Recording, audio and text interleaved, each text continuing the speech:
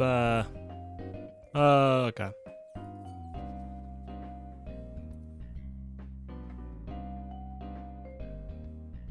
Editing.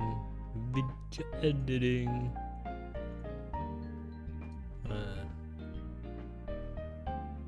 Filter. Hey, I thought I don't have to blur anymore? Huh.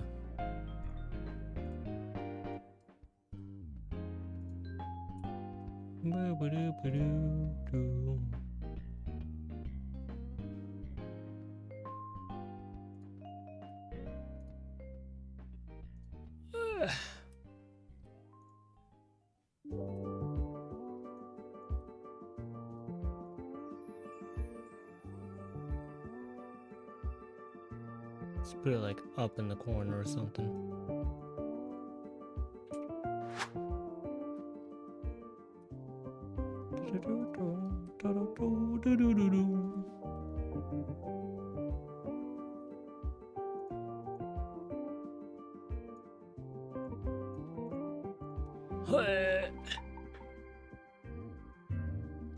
Desktop capture? Nah. Let's do another window. So I add another window. So I had like an entire window just for Chrome.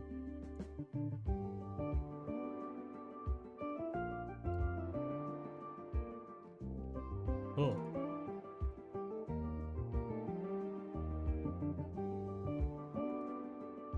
Opera.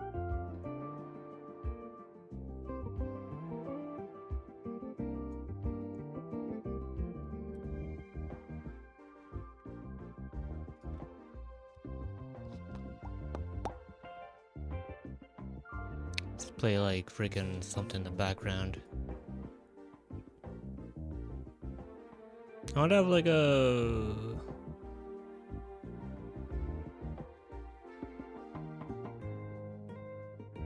Wait, this audio's not going through, is it? No.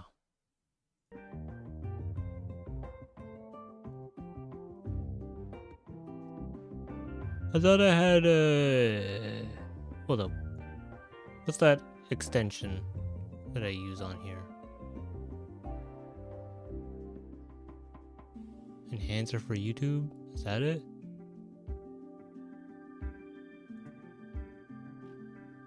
Yeah, okay.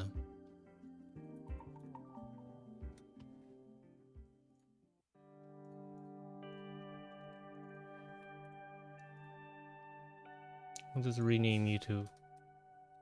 Browser. Oh, what? Apparently browsers are already in use? Okay.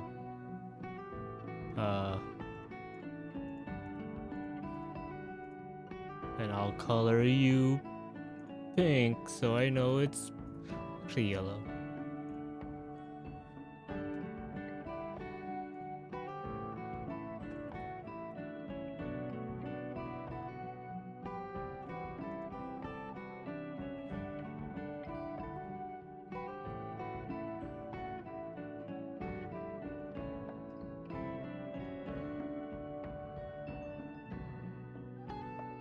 Add to Opera.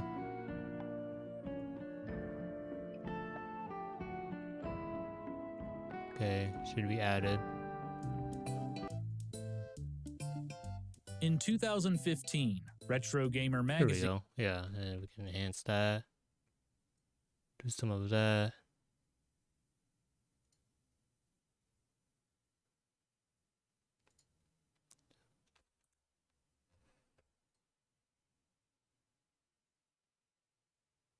Oh, I can just pop up. Asked readers to list their top 10 video games for the magazine's 150 Greatest Games of All Time feature. Coming in at number 1 on almost 20. But that should work.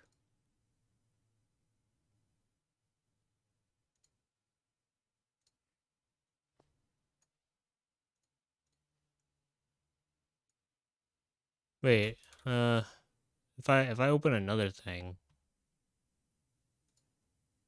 it makes a separate one. All right, I'll just change it every time.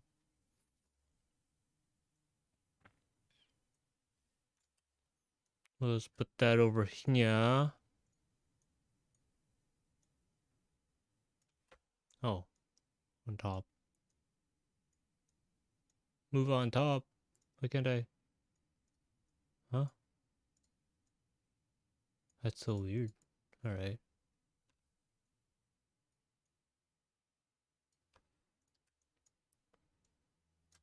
Let's play this in the background. Yeah. 20% of all ballots was Super Mario World. It was a landslide victory. Just have it super quiet in the for background good while reason. editing. Super Mario World not only showed off the new bells and whistles of the Super Nintendo, it redefined what Super Mario games could be. The goal was no longer to get the high score and defeat Bowser. It was to explore an entirely new world, finding hidden paths and secret levels. That should be Mario had an arsenal of new power-ups, moves, and friends. Let's just add the But above all, things the now. game gave players more freedom than ever before. Super Mario World is widely considered the apex of 2D platforming. Wait, did I make But it was a masterpiece made under challenging circumstances. For the first time, new competition threatened Nintendo's position in the video game market. For this one I did. The Super Mario World development team had to learn new hardware, the 16-bit Super Famicom or Super Nintendo. And they had to learn it quickly in order for the game to launch with the new because I wanted to do the The result was the best Super Mario game yet, and arguably ever.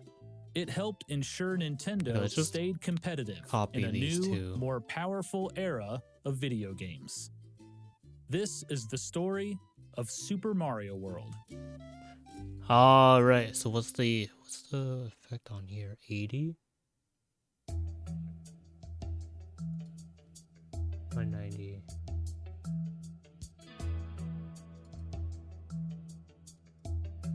Is there an effect on this? It's about time for the Famicom to start dropping off. I think people are getting tired of it. Hiroshi Yamauchi. In the summer of 1988, Nintendo President Hiroshi Yamauchi made a stunning declaration. The Famicom era was coming to an end. Nintendo's Family Computer Console, or Famicom for short, was first released in Japan in July of 1983. By 1988, Nintendo had sold 12 million systems and untold millions of games, giving them a 90% share of the Japanese video game market. But Yamauchi had reason to be concerned. Sales of the Famicom had peaked in 1986 and were slowly dropping. In an exclusive interview with Japanese magazine Touch, Yamauchi expressed disappointment in the Famicom's recent sales numbers and admitted that the next generation of consoles had arrived. Well, I could just duplicate there was new anyways, competition right? in the video game market. Well, in October of 1987, NEC, a massive electronics corporation, threw its hat in the ring with the PC Engine console. NEC boasted about the technological superiority of its system and planned to release a CD-ROM attachment in the future. The PC Engine appealed to teenagers and young adults. In just 2 months, NEC shipped more than 500,000 consoles. Nintendo was also keeping tabs on Sega. Sega was planning to launch their new console, the Mega Drive, in October of 1988. Sega boasted their new system would be capable of more than just playing video games. It would have a modem, a printer, and more. The Mega Drive was also the first 16-bit video game console. Sega proudly slapped a 16-bit label on their system. That's why I did it. Okay, I remember. All of a sudden, Nintendo's 8-bit Famicom seemed underpowered and outdated. But Yamauchi had a surprise. With the actual in the interview with Touch Magazine, he announced that Nintendo was shifting focus to their next generation console, the 16-bit Super Famicom. Yamauchi had been teasing the system since 1987. Not coincidentally, a month before NEC released the PC Engine. Now, in 1988, Yamauchi was ready to reveal more details. Not coincidentally, a month before Sega released the Mega Drive. The news was more than an announcement. It was a warning for potential buyers. Don't waste your money. Nintendo's latest console will be available soon. The Super Famicom was much more powerful shoot. than its predecessor. It had a custom 16-bit CPU, more memory, a custom Sony sound chip, more than 32,000 colors to choose from, a higher max resolution, stereo sound, and more. But Yamauchi believed looking at only the technical aspects of a console was naive. The strength of a video game system was in the software, and the Super Famicom, he boasted, would allow developers to make games they'd never thought possible. Yamauchi revealed that Nintendo was currently prototyping several games themselves, and one of them was Super Mario Bros. 4. It was a surprising announcement, mainly because Nintendo hadn't even released Super Mario Bros. 3.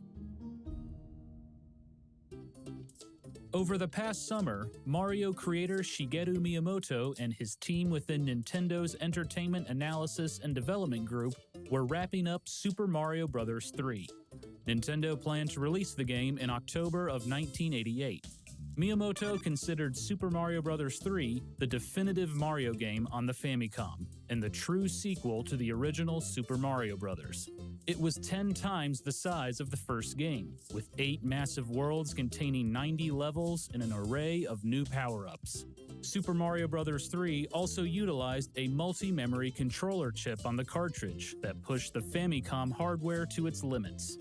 By the end of development, Miyamoto's team was exhausted. He believed they, quote, put everything they had into it. But there was no time to rest. The higher-ups at Nintendo gave the team a new directive.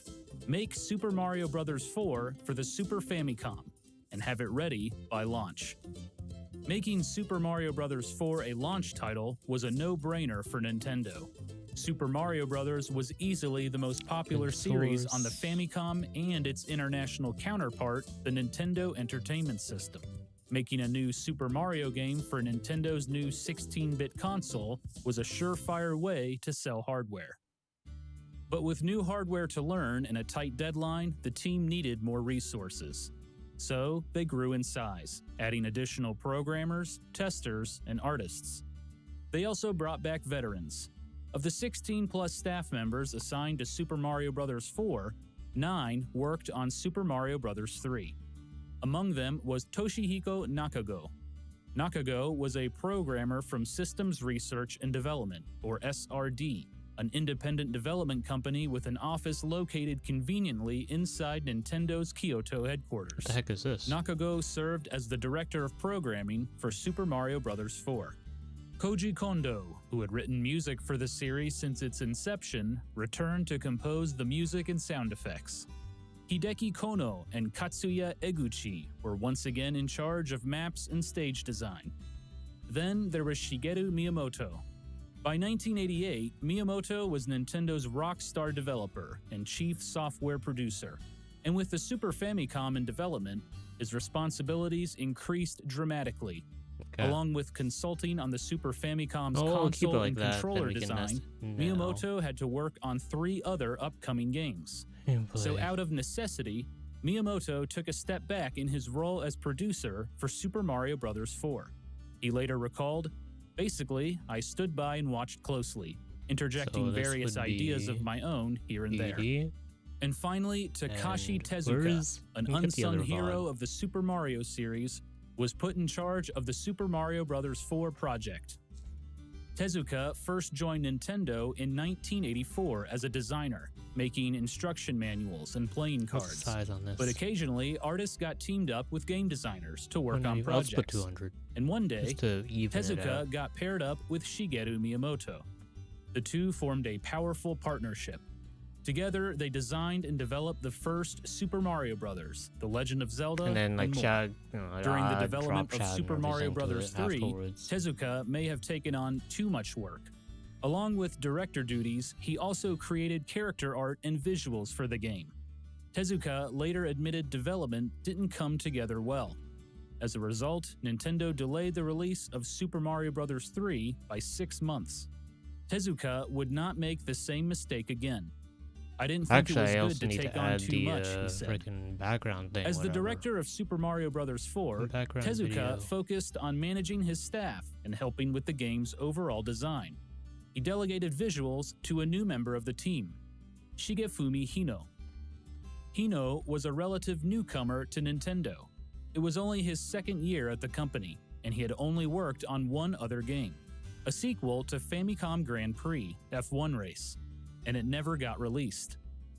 Now, Hino was assigned to arguably Nintendo's most important project. I don't need sound, He felt a ton of pressure, saying Super Mario Bros. 3 was really well made, so it was intimidating to know it would be compared to that. For that reason, I worried a lot over how we could present Super Mario in a fresh way. But luckily, the Super Mario Bros. 4 team had a much more powerful console to work with, the Super Famicom, and they were excited to try all the new bells and whistles. Head programmer Toshihiko Nakago was relieved he and his programmers no longer had to worry so much about hardware limitations, and Miyamoto thought it would be easier to create visuals with the new vast array of colors.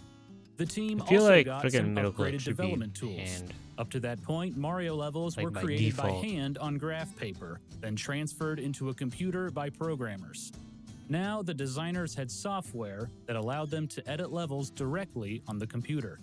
Of course, there would be a learning curve with new tools and new hardware, so the Mario 4 team started with an experiment. We ported Mario 3 to the Super Famicom as a hardware experiment, and even though the colors and sprites were more detailed, it was still the same game. It made me realize that we couldn't just make the same game again. We had to create something new.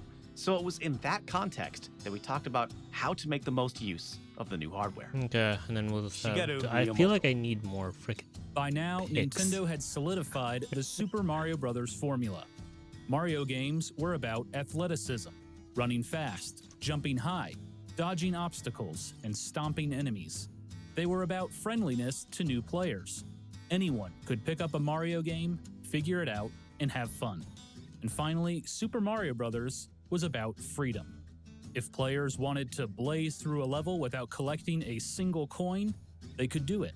If players wanted to take their time, use power-ups, and explore levels, they could do that too. Photoshop. People could play Super Mario Bros. However they wanted. Tezuka and Miyamoto believe this new Mario game should not change what made the series so special.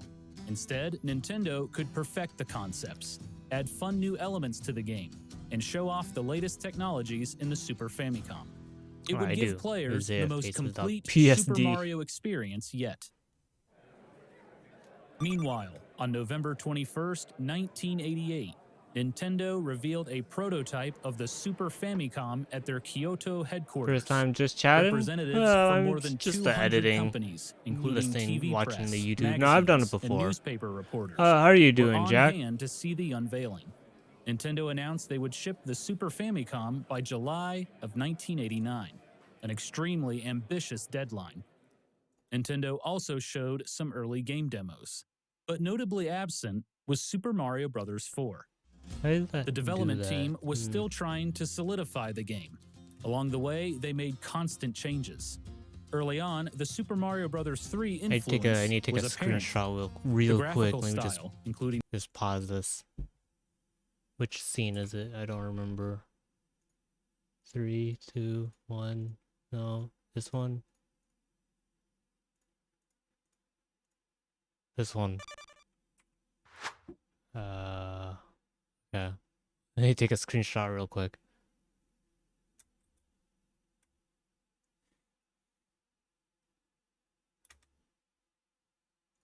Alright, I'm back. Mario's sprite was very similar.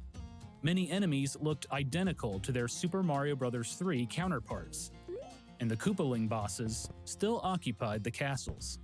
They also brought back familiar power-ups, like the raccoon suit for flying. Just so you have first 3. Looked strikingly similar. First playthrough. I just keep the tags anyways. It may have looked too similar. Going down the 5-hour walk in the hot summer sun. It doesn't 5-hour walk. Different from the Famicom games. Tezuka took the criticism to heart. Hope it's a nice day out for you. For a nice long gave walk. The sprites more detail. At one point, the team even experimented with a 3-dimensional look. But they didn't stop there. Map director Hideki Kono also changed the world map considerably, clearly departing from the Mario 3 Maybe style. a little bigger. In addition to graphical upgrades, the Super Mario Bros. 4 team had to figure out how to show off the new features of the Super Famicom. The 16-bit console could do all sorts of neat tricks, like background scaling and rotation, and transparency effects. And as a launch title, Nintendo wanted Super Mario Bros. 4 to show off the new hardware. But Miyamoto was hesitant to throw in new things just for the sake of it. He said, "Just because we found something cool the hardware could do, something that made us go, whoa. If it ruined the balance or flow of the game, we didn't want to include it." The development team thoughtfully added new elements. Large sprites emphasized the Super in Super Famicom. Transparency effects in the water and on enemies immersed the player into the game. Scrolling backgrounds gave levels a sense of depth. Rotating platforms gave Mario new, challenging boss fights. In addition to the technological upgrades, the Super Mario Bros. 4 team also honed in on the core game design. Luckily, they had a wealth of player feedback at their disposal. On October 23rd, brain and process stressing after things. 2.5 years in development, Super Mario Bros. 3 finally hit Japanese store shelves. The game received rave reviews Mario next game and was the best-selling Famicom game for months. we're just watching wasn't the most friendly the to story new of Super Mario Miyamoto World. wanted to find a better balance with Super Not Mario really paying Bros. attention 4. while As I'm a launch editing, title, but we just have it the in the game needed background. to appeal to players of all skill levels. So the team implemented a few features to make the game a bit easier. They added checkpoints to levels that made Mario big if he was small. In addition, the team added an item reserve box. In the previous game, Mario could stockpile power-ups and use them before entering levels. Now, I remember Mario could playing bring through extra Mario power-ups World. into the level. That was fun. If he That got was hit or if players challenging, pressed though. select, the item would drop down automatically. I remember many By the times summer I was of just like, man, I'd rather be 1989, playing Super Mario Bros. 4 was Cuphead. At starting least to Cuphead separate isn't this itself tough. from the previous games. And the development team took it a step further by giving the game a new title. With a whole new world for Mario to explore, there could be no better No, name. Mario World is Super great. Mario World. But everything changed when, not surprisingly, Nintendo decided to delay the release Yoshi's of the Island is also Super great. Famicom. I didn't play through it though. There were like, a I didn't multitude of finish it. reasons. The Super I Famicom should, hardware though. was, for the most part, ready to go. But there was a distinct lack of software. Yeah, thoughts, Nintendo was still faces, working on think, launch titles. And although troll. 21 companies had signed on to become third-party developers for the system, none of them had development kits yet. Two. There was also There a we go. global All chip right. shortage.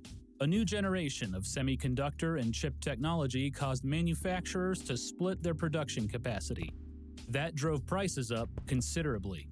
Yamauchi hoped New to Marvel keep the movie Super Captain Famicom Marvel at a World? price Yeah, point of yeah, around yeah, that's it. 20,000 yen, No, we're or working around on $150. However, with the chip shortage, a the cost of the weekly, Super kind of Famicom could weekly shoot up beyond series I have on 30,000 my yen, YouTube. or around Just $225. Isaiah thoughts, And with the where chip I just talk shortage, about random Nintendo maxed games that out I its streamed manufacturing that week. capacity. At that time, Right now we're Nintendo editing, produced 3 million Famicoms and Nintendo V-Rising and Entertainment my Systems impressions per and month. thoughts on it. They were also It's not dealing with bad. stock shortages of their new handheld system, the Game Boy.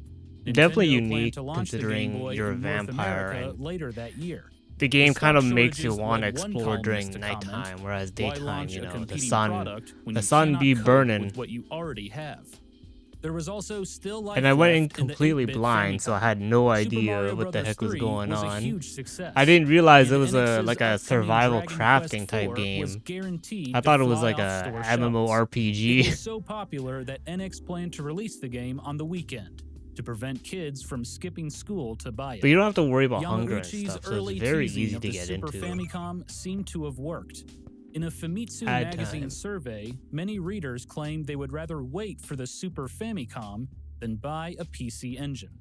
Although NEC's PC Engine was selling well, it was still nowhere near the reach of the Famicom, which was now in 1/3 of Japanese households.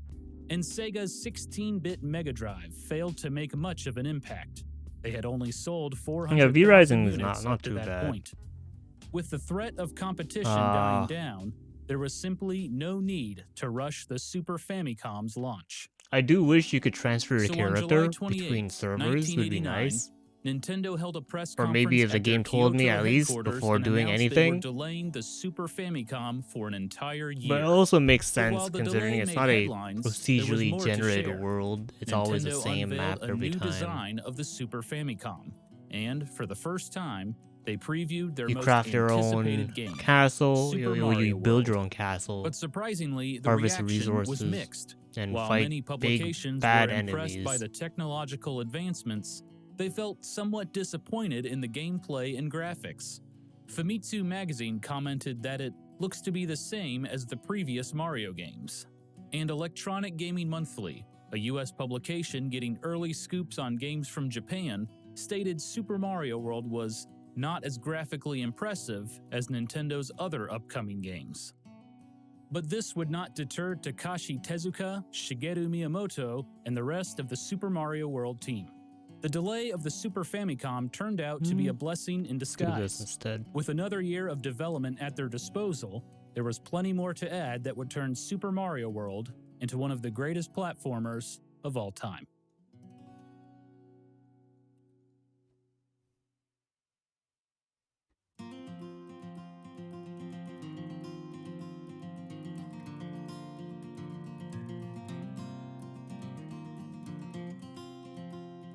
With the Super Famicom delayed until the fall of 1990, the Super Mario World team had an extra year to work on the game.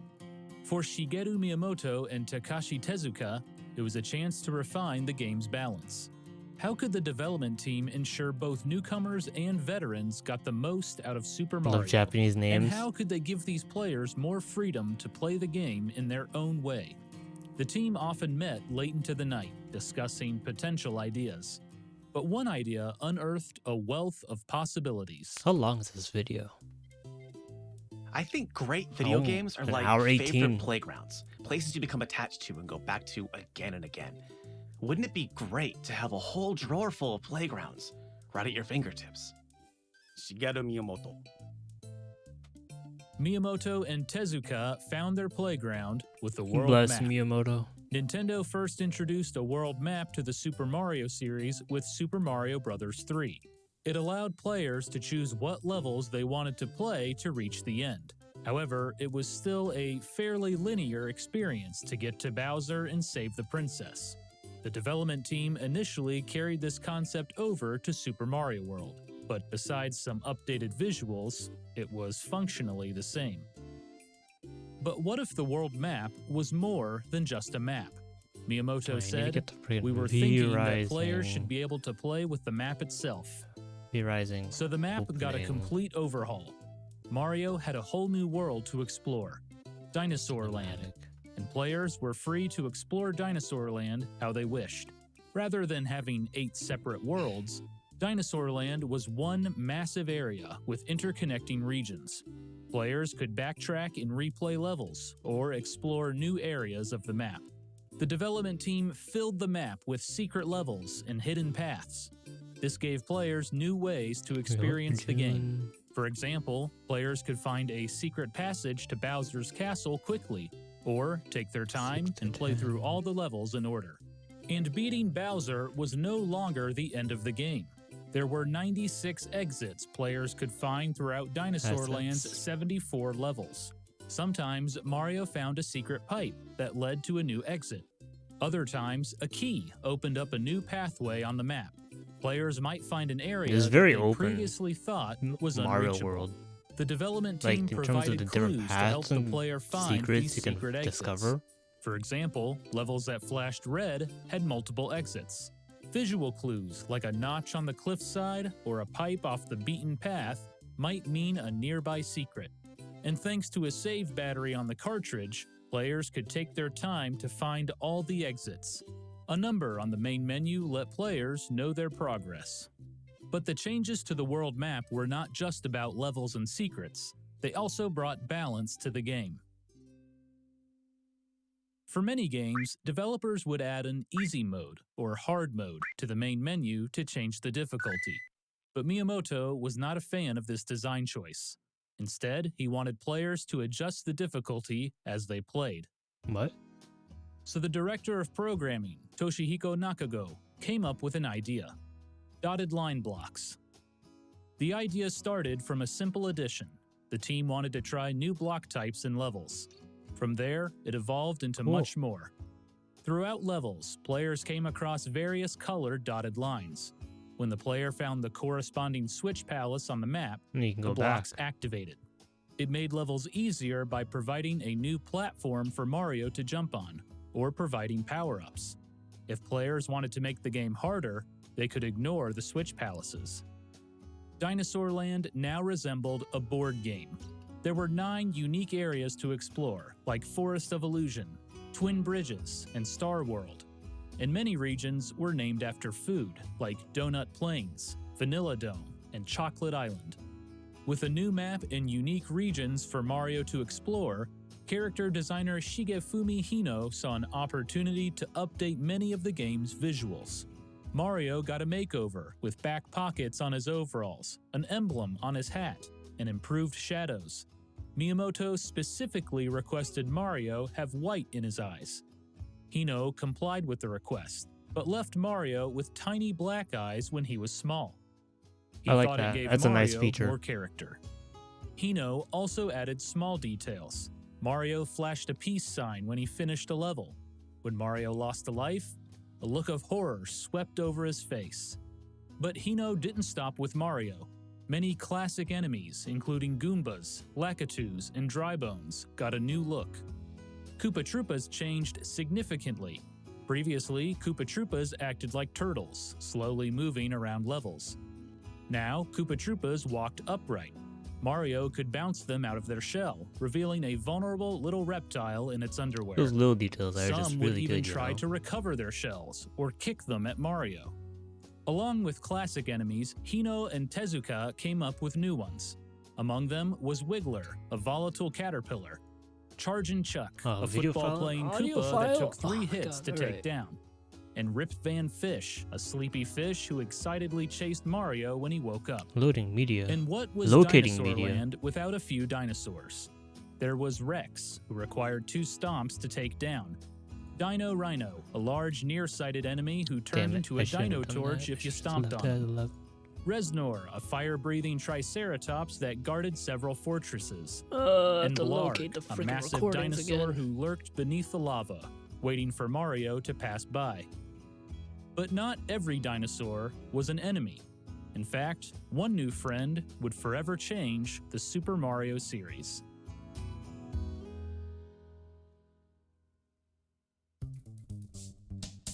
Hell yeah.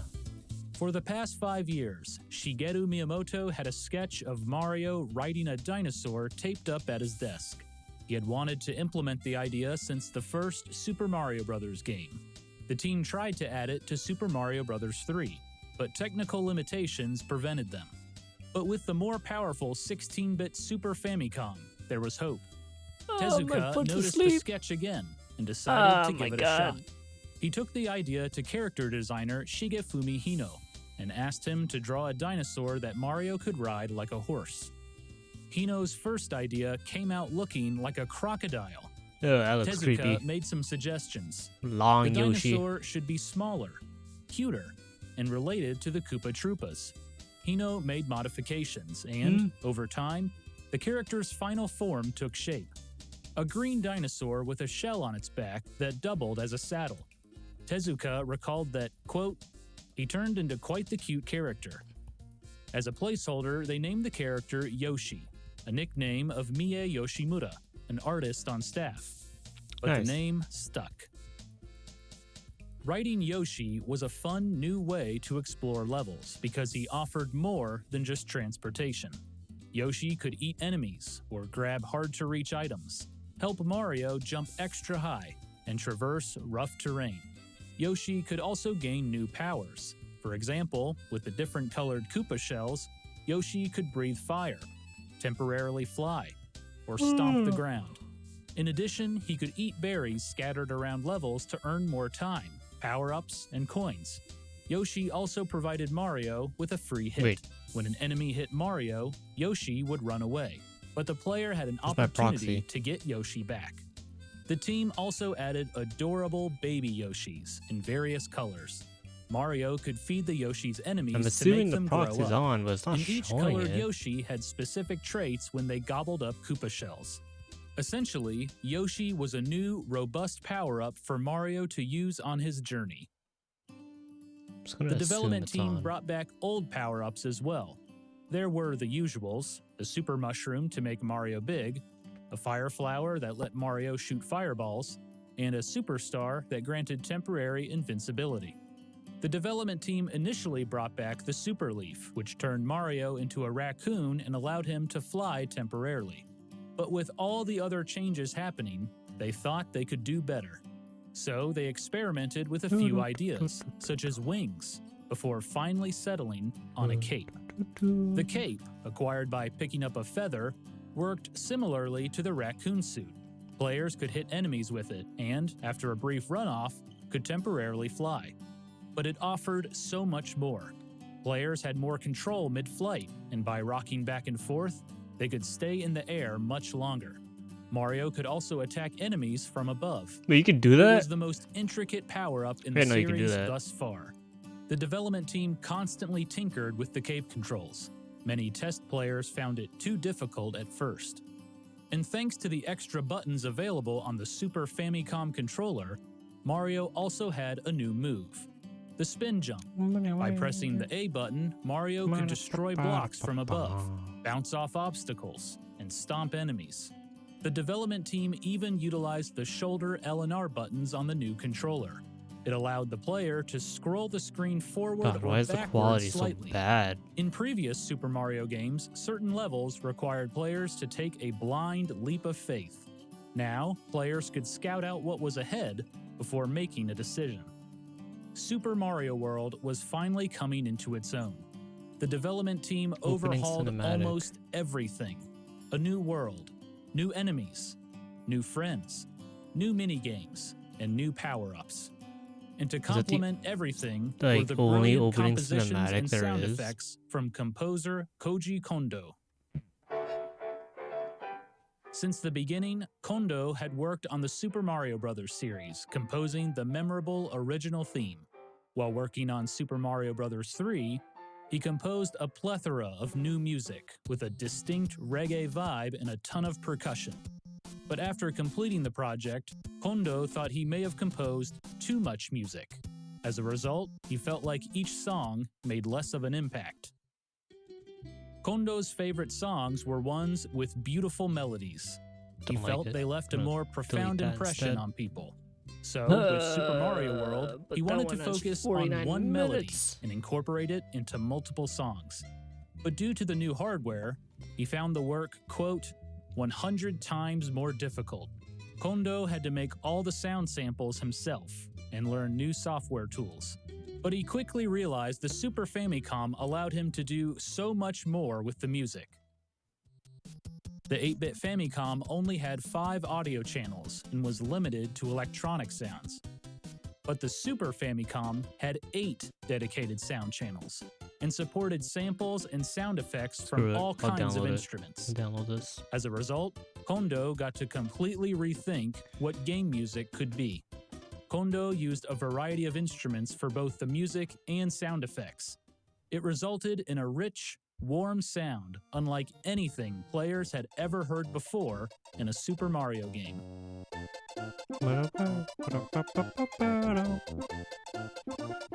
Yo, it's insane how they do the music for Players like heard Kondo's catchy melody throughout the game. The above-ground music made the Super melody Nintendo sound games like bright that? and fun. because you're limited to so much, to In so little contrast, like the memory. Fortress music gave the melody a sinister, mysterious vibe.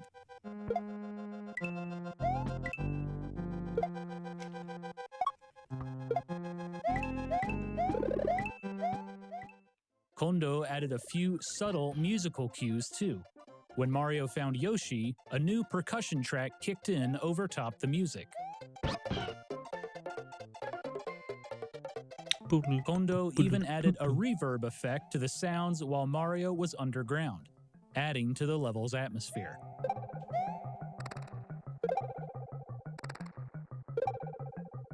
How? And with the additional memory, How they do that Famicom, for Kondo was able to compose something with a such title little song for the game, memory? a first for the Super Mario series.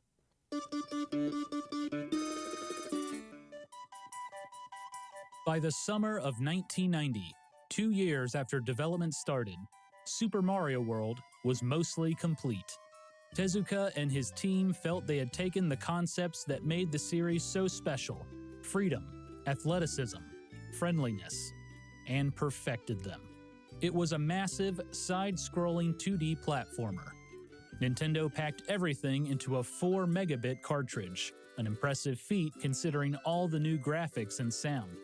On the game's packaging, Nintendo added Super Mario Bros. 4 as a subtitle, reminding players that this was a continuation of the beloved series from the Famicom.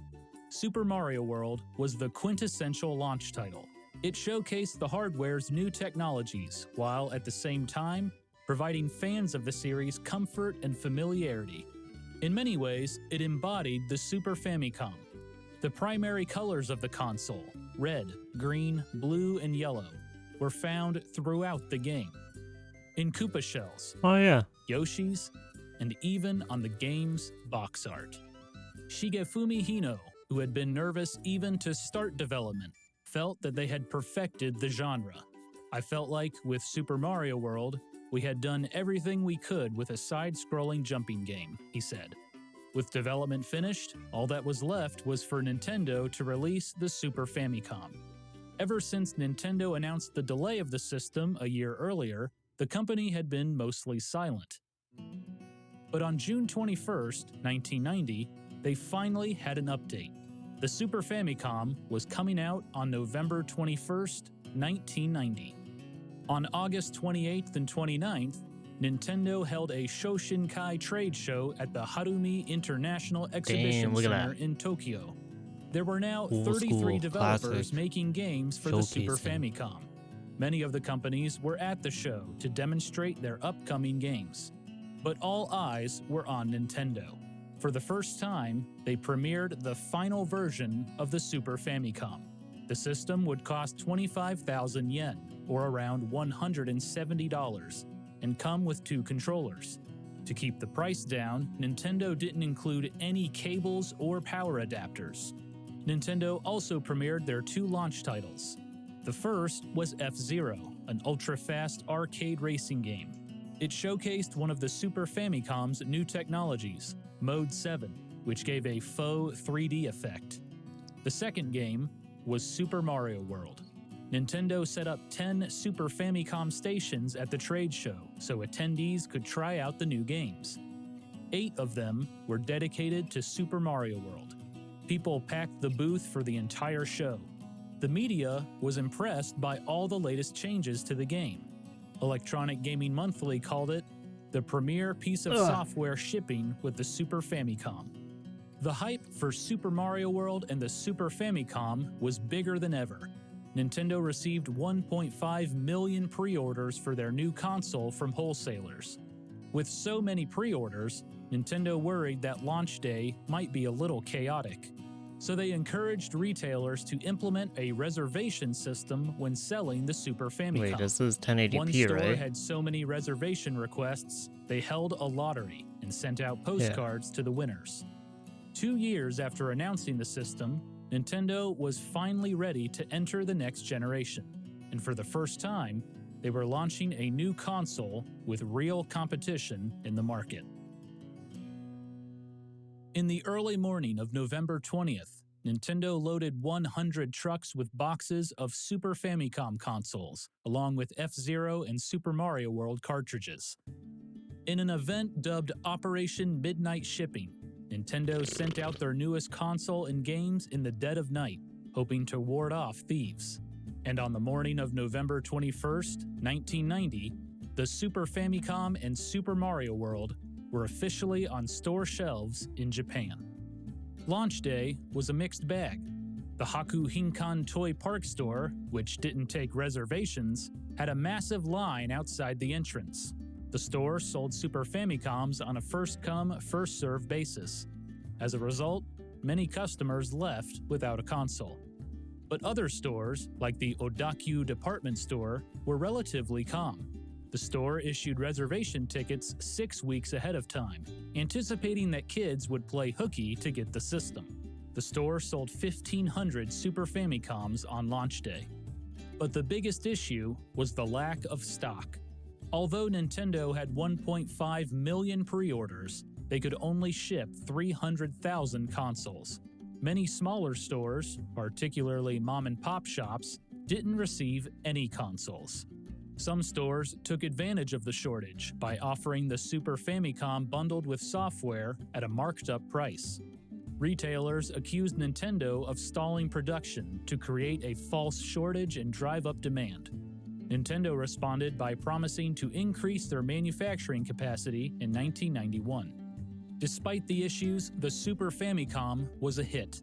According to a report from Nintendo, the initial stock of 300,000 consoles sold out in just 3 days. And Super Mario World was the crown jewel of the system. Hell yeah. To put it simply, it's everything a game What the should hell? be. Challenging, frustrating, rewarding, and most important of all, unbelievably addictive. I'm still nursing an injured finger from a weekend solid, and I mean solid, play. If you've got a Super Famicom, this is as essential as the power supply. Julian Jazz Rignall, Mean Machines. It is muted? What Super is this? Mario World received rave reviews from the press. Famitsu magazine gave the game a score of 34 out of 40.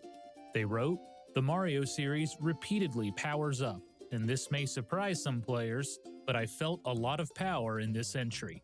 It feels like it has 3 times the ideas without impacting any of the fundamentals that make Oh, there's Mario stripes on games this. so much fun." But even with all the praise, some reviewers came away slightly disappointed. They expected more from Nintendo's new 16-bit console. One reviewer considered the game a bit stale compared to Super Mario Bros. 3. Others found the extra controls challenging to learn. Why is there None of that stripes on stopped this? customers from scooping up Super Mario World. Many people bought the game even without owning a Super Famicom. By February of 1991, Nintendo had sold 750,000 copies of Super Mario World, despite only selling 600,000 Super Famicom consoles. Super Mario Mania, once again, swept over Japan. A new wave of Super Mario merchandise, including plushies and toys, hit store shelves. Bandai released Super Mario World, Mario and Yoshi's Adventure Land, an interactive anime compatible with Bandai's Terabiko toy phone. There were cross-promotions with What? food and beverage companies, including McDonald's. There were mangas based What's on an the game, audio such clip? as the Super Mario Kun series. Nintendo and Warner Pioneer released the game's soundtrack on CD, featuring new jazz arrangements of Koji Kondo's music. Konami even released a gambling machine, Mario Roulette, based on the minigame in Super Mario World. The Super Famicom and Super Mario World were a success. Nintendo hit its goal of selling 3 million consoles within a year by August of 1991, 3 months ahead of time. And in total, Nintendo would sell 3.5 million copies of Super Mario World in Japan, making it the second best-selling game on the Super Famicom. By 1992, the Super Famicom overtook NEC's PC Engine in sales, cementing Nintendo as the top dog in the Japanese video game market. But when it came time to bring the Super Famicom and Super Mario World over to North America, things wouldn't be so easy.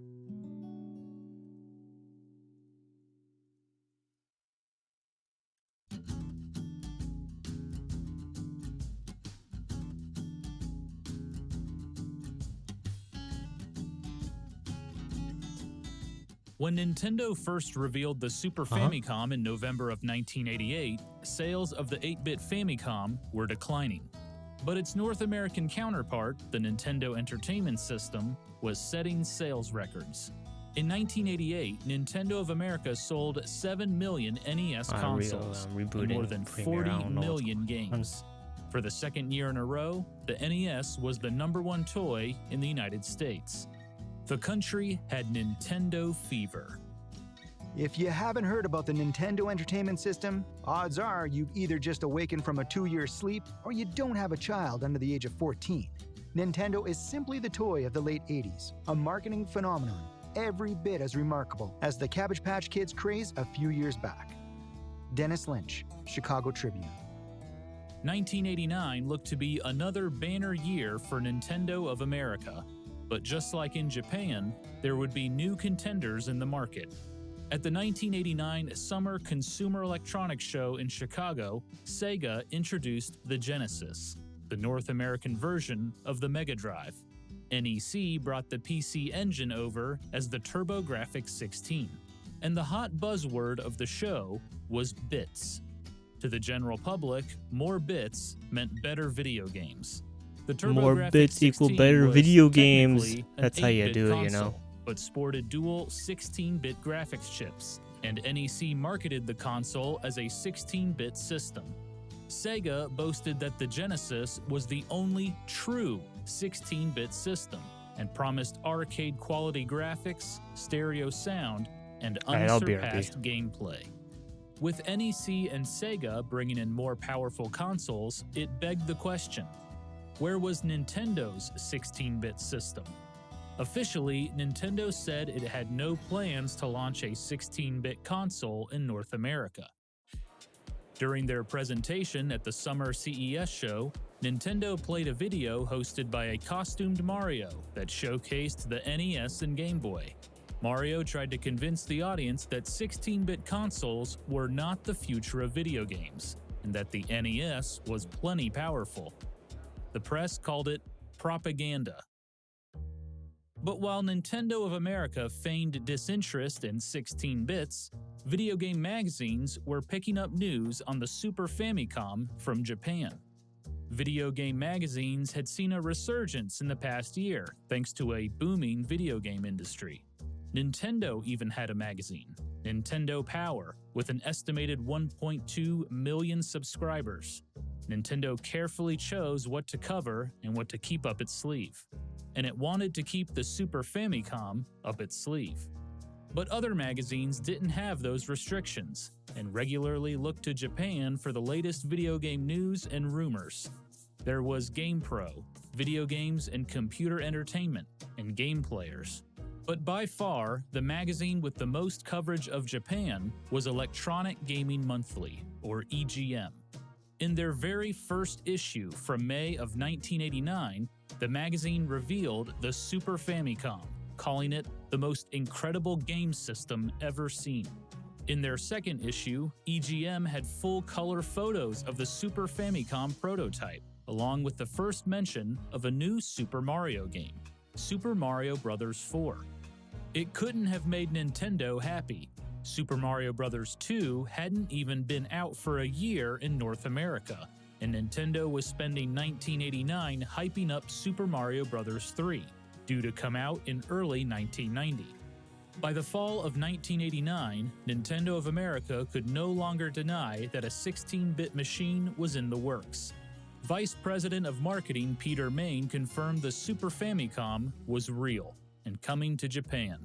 But he stopped short of announcing a North American release.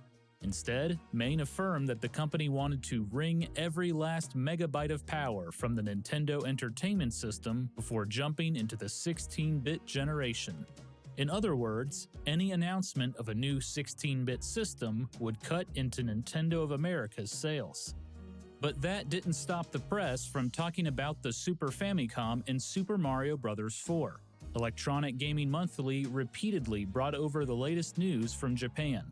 In issue 4, they confirmed Super Mario Bros. 4 was now called Super Mario World, and showed the game's first screenshots.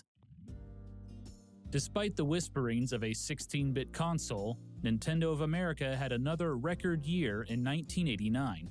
They sold an astonishing 9 million NES consoles. For the third year in a row, the NES was the #1 selling toy. In addition, Nintendo's new Game Boy handheld, introduced in August of 1989, sold around 1 million units in less than 6 months. And despite the new competition, Nintendo still controlled about 80% of the $4 billion video game market. And 1990 looked like another big year. Nintendo of America was preparing to launch their highly anticipated new game, Super Mario Bros. 3. The company spent the past year hyping up the game with teasers and early releases on the PlayChoice 10 arcade cabinet. The game was even in a Hollywood film, The Wizard. In January of 1990, Nintendo Power had an article about the making of Super Mario Bros. 3, featuring a write-up on Mario creator Shigeru Miyamoto. The article briefly mentioned that Miyamoto was working on games for the Super Famicom, including Super Mario Bros. 4. But that wasn't all. In the mailbag section, a reader noted he read about the Super Famicom in other magazines and wondered why Nintendo Power had not talked about it more. The magazine replied that the Super Famicom wasn't even out in Japan. They only wanted to provide information that was, quote, timely and accurate. Nintendo Power now had a subscriber base of almost 2 million. This was their first acknowledgement of the Super Famicom and Super Mario World. With the hype of Super Mario Bros. 3 dying down, a new hype emerged for Nintendo's next console and Super Mario game. And those other magazines kept the hype train moving. Rumors swirled about what the Super Famicom would look like in North America, and when exactly it was coming. One rumor suggested that the Super Famicom was actually a more powerful 32-bit system. Another report claimed that Nintendo planned to call the new system SFX in North America. There was even gossip that the Super Famicom would come to North America as an attachment to the NES. By the fall of 1990, it seemed like Nintendo was tired of the rumors and speculation. In September, Nintendo Power published a blurb on the unveiling of the Super Famicom in Japan, along with screenshots of Super Mario World. They also took a jab at other publications, asking readers to stick with Nintendo Power for, quote, hard facts and not wimpy rumors. But Electronic Gaming Monthly also covered the unveiling of the Super Famicom in Japan, and much more extensively. Their November issue had a multi-page preview of the console, Super Mario World, and other upcoming games. Still, with all the previews, rumors, and speculation, no one outside of Nintendo knew when the Super Famicom and Super Mario World were coming stateside. But 1990 proved to be a defining year for Nintendo of America. The company had another record-breaking year with $3.4 billion in sales. Nintendo now controlled 87% of the video game market. Super Mario Bros. 3 was a colossal hit, selling 7.5 million copies and grossing more than $400 million. At the time, it was the best-selling standalone video game ever. Nintendo also sold 3.2 million Game Boys, along with 9 million games. But despite all the accolades, Nintendo also saw problems. The Nintendo Entertainment System was saturating the market. 1 in 4 households owned an NES, and in homes with children aged 10 to 14, almost 100% owned an NES. For the first time in North America, NES sales declined, down to 7.2 million units, and the company's projections for 1991 were even lower.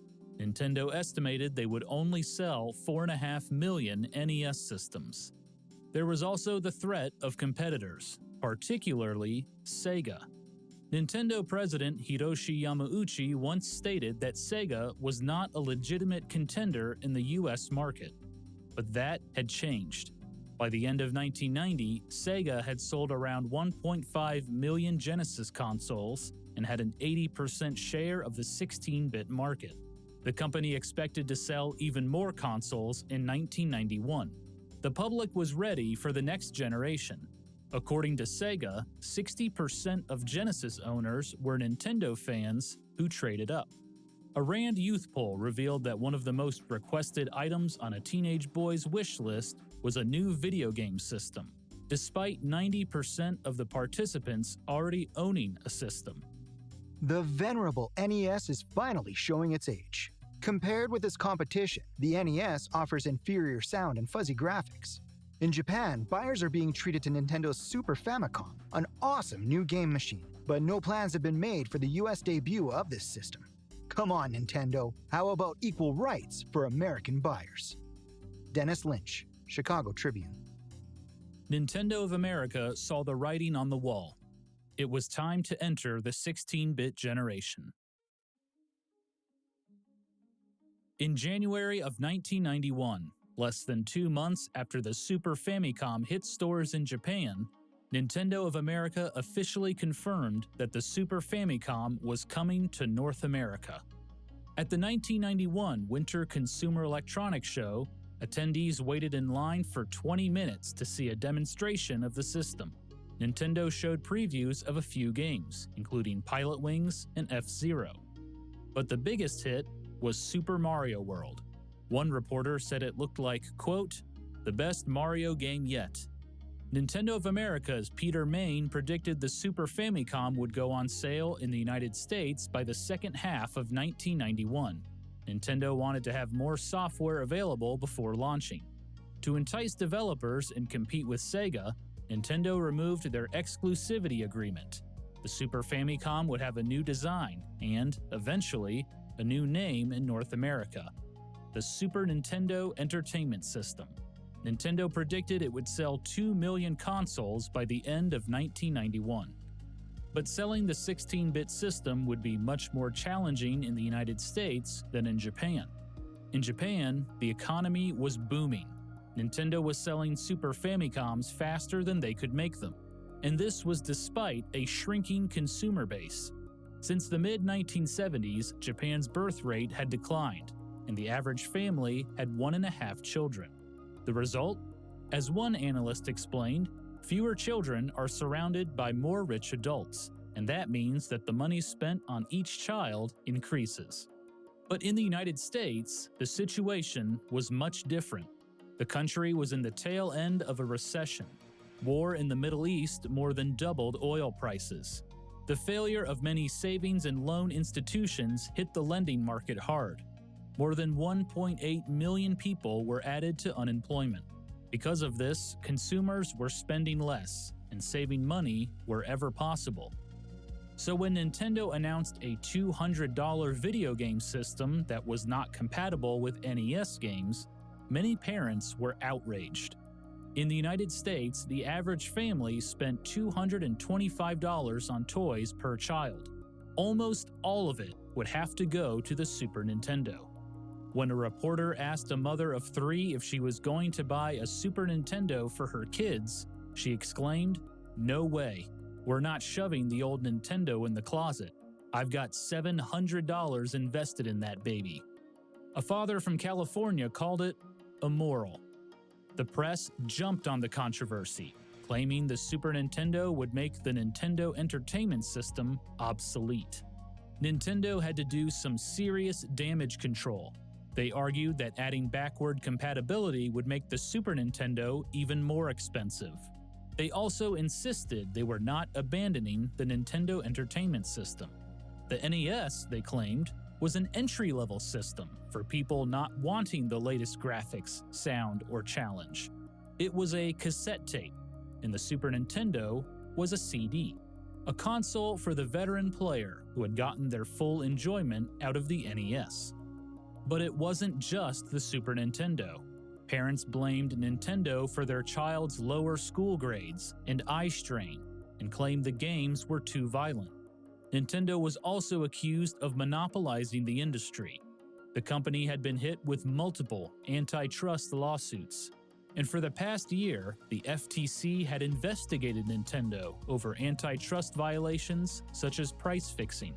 Nintendo denied any wrongdoing, but settled the case and agreed to send out up to $25 million worth of rebates to customers. The rebate took the form of a $5 coupon that consumers could only use to buy more Nintendo games. But industry insiders were skeptical that people would ditch Nintendo completely. As one writer put it, Nintendo may have a tough time, but kids still tend to get what they want. That was true. Some kids couldn't wait. and had already imported the Super Famicom from Japan. Plus, Nintendo had arguably the biggest weapon of all: Super Mario. Super Mario Bros. 3's success catapulted Mario into another stratosphere. According to his Q-score, a measurement of popularity among brands and celebrities, Mario was now more popular among children than Mickey Mouse. There were more than 300 licensed Mario products in the United States, worth $200 million in annual sales.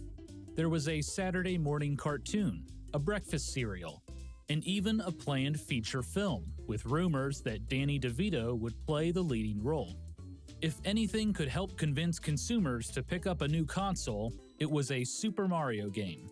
Back in 1986, when Nintendo launched the NES nationwide, they released a version bundled with Super Mario Bros.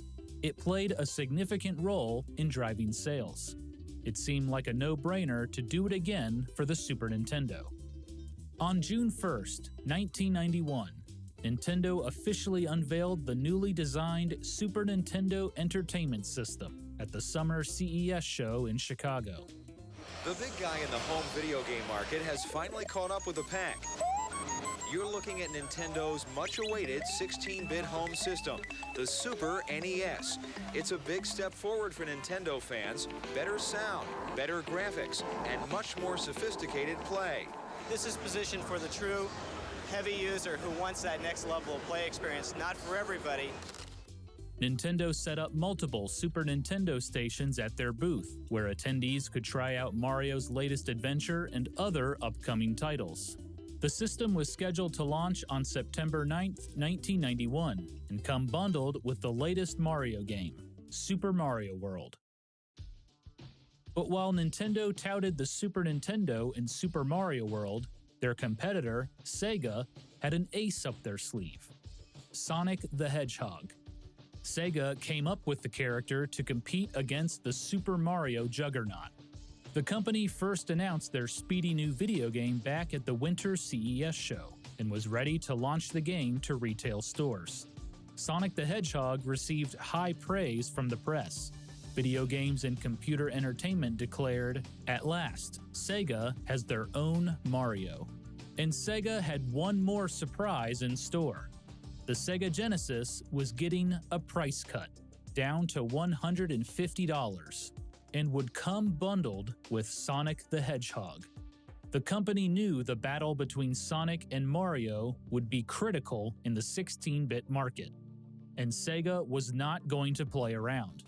They now controlled 90% of the 16-bit market and had a 2-year head start on Nintendo. Sega president Tom Kalinske shrugged off the Super Nintendo, claiming Nintendo would have to play catch-up with Sega. While Nintendo hoped to have around 18 games by Christmas, Sega would have more than 100, and for the second half of 1991, Sega had a $15 million advertising budget. After Sega announced their new Sonic the Hedgehog console bundle, sales surged. For the first time, Nintendo of America had legitimate competition in the video game market, but they hoped Super Mario could save the day.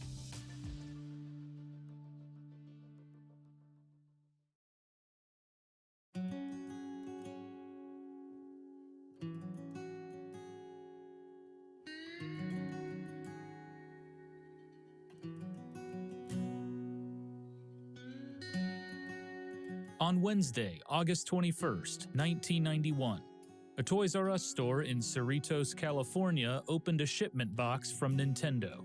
Inside was their new 16-bit console, the Super Nintendo. The system arrived almost 3 weeks ahead of time. Over the next few days, stores around the country started receiving shipments. Soon, the word got out. The Super Nintendo was here. The Super Nintendo launched with F-Zero, Pilot Wings, and the bundled game, Super Mario World. Praise for Mario's latest adventure poured in, from magazines, newspapers, and school playgrounds. Electronic Gaming Monthly gave the game a score of 36 out of 40, calling it easily the best Mario adventure yet. And video games and computer entertainment called it, by far, the best installment in the Mario saga. But some critics expected more from Super Mario World. Entertainment Weekly claimed Nintendo was beating a dead Koopa, and that Mario was doing, quote, all the things he's been doing for the past 5 years. But it didn't seem to bother anyone else who played Super Mario World. It was Mario at his finest. Nintendo backed the Super Nintendo launch with a massive $25 million advertising blitz.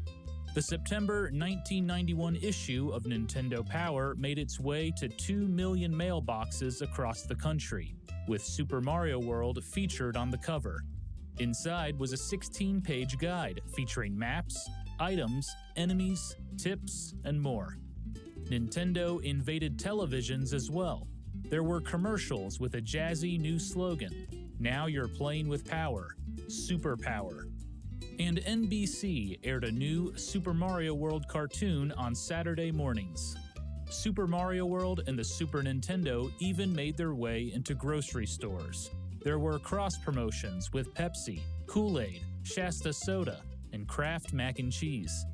Nintendo also released Mario Mania, a 150-plus page guide all about Nintendo's hero, including a Super Mario World strategy guide. By October, Nintendo sold more than 500,000 Super Nintendo consoles and was on track to sell 2 million by the end of the year. But the demand for the Super Nintendo was not as high as it was in Japan. Some stores sold out quickly. A manager at Electronics Boutique in Greenville, South Carolina commented, "If we got 50 in tomorrow, we'd have 50 sold." But in other areas, the Super Nintendo was easy to find. One reporter in Detroit called 8 local Toys R Us stores, and all 8 had the system in stock. Nintendo could blame Sega for the lack of Super Nintendo craze. The Genesis was cheaper, had more games, and offered backward compatibility with Master System games via an adapter. And Sega was more than willing to pit Sonic against Mario. Their commercials featured the games side by side. The message was simple: Mario is old and slow. Sonic is fast and cool. Sega also launched the Sega World Tour, traveling to shopping malls around the country to let people try Sonic the Hedgehog in Super Mario World. According to Sega, 88% of the participants preferred Sonic. House-to-house fighting continues unabated. War drums beat along the shores of Lake Michigan and bugles blare west of the Rockies. The martial music of the Silicon Samurais harks from the east. The question is no longer if there will be a video game war, but rather who will win it.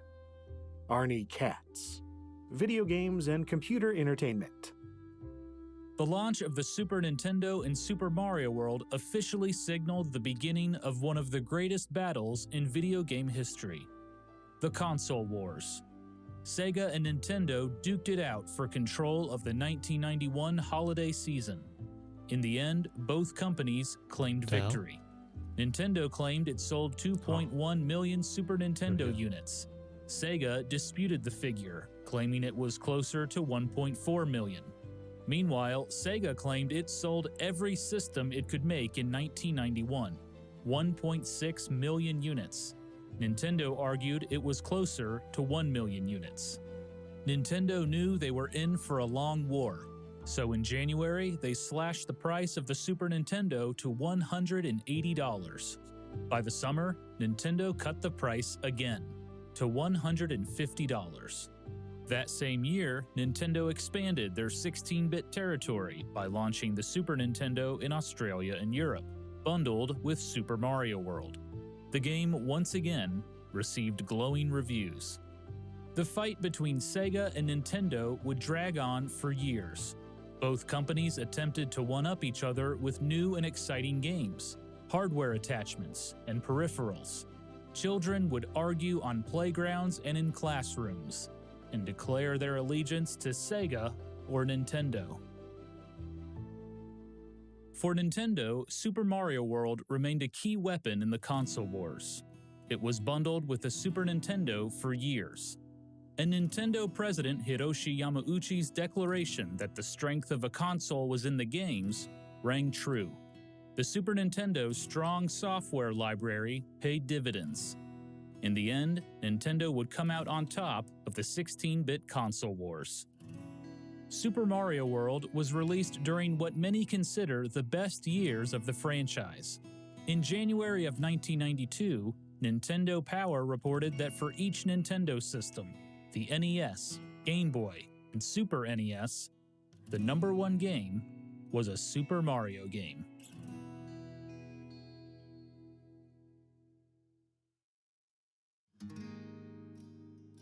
When the Super Nintendo first launched, Nintendo's vice president of marketing, Peter Main, commented that the system was evolutionary, not revolutionary. The same could be said about Super Mario World. Mario's 16-bit debut did not significantly change the Mario formula, and many reviewers took issue with that.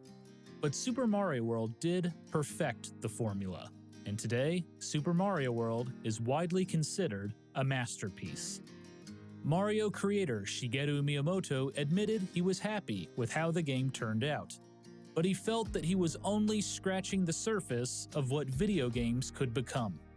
In a 1995 interview, he said, "I joined Nintendo because I wanted to create a product that people would talk about and remember, and that's what I want to do in the future too, create something that will make an impact on the world." Over the next several years, Miyamoto would experiment with new, cutting-edge technologies on the Super Nintendo. And for Nintendo's next console, codenamed Project Reality, Miyamoto would bring the Super Mario series to the third dimension, giving Mario more freedom than ever before. But even with new advancements in technology, Super Mario World stayed with him. Miyamoto would later confess in an interview with USA Today that Super Mario World was one of his favorite Mario games. It was the culmination of everything that made the series great. But more importantly, Miyamoto was proud that it launched the careers of several of his co-workers. Director of Programming Toshihiko Nakago would continue to program countless games for Nintendo. Today, he is the president and CEO of the company he had been programming for years, Systems Research and Development. Level director Katsuya Eguchi would direct his first game, Star Fox, in 1993. Star Fox utilized new technology that pushed the Super Nintendo hardware to its limit. In 2001, he created Animal Forest, later known as Animal Crossing, which gave players their own world to explore. Today, he's a deputy general manager at Nintendo. Map director Hideki Kono would direct one of the best-selling games on the Super Nintendo, Super Mario Kart. Today, he is in charge of the mobile game division at Nintendo. Composer Koji Kondo continued to compose music for Nintendo, and still does today. He has written some of the most memorable tunes in video game history. Shigefumi Hino worked as a character designer for several more years before getting to tackle his own game, the quirky strategy game Pikmin for the GameCube. But Hino's most significant success may have been Yoshi. Yoshi was a hit with women and children, and Nintendo quickly realized they could do more with the character. Yoshi started getting his own line of games, and in 1995 he even starred in a spin-off of the Super Mario series, Yoshi's Island. It's no surprise that the cute green dinosaur is now a staple of the Mario franchise. Hino is still with Nintendo, working as a designer and planner. Director Takashi Tezuka would be heavily involved in just about every future Mario and Zelda game. Today, he is an executive officer in Nintendo's game development division. Over the years, his game design philosophy has remained consistent. I want to make games that, no matter how many times you clear them, you want to keep that game and hold on to it like a treasure. I want to keep making games with that mindset. Takashi Tezuka. With Super Mario World, Tezuka succeeded in making a game that people cherished. Nintendo has re-released it many times. In 1994, they included the game in an updated version of the Super Mario All-Stars collection and bundled the game with the Super Nintendo.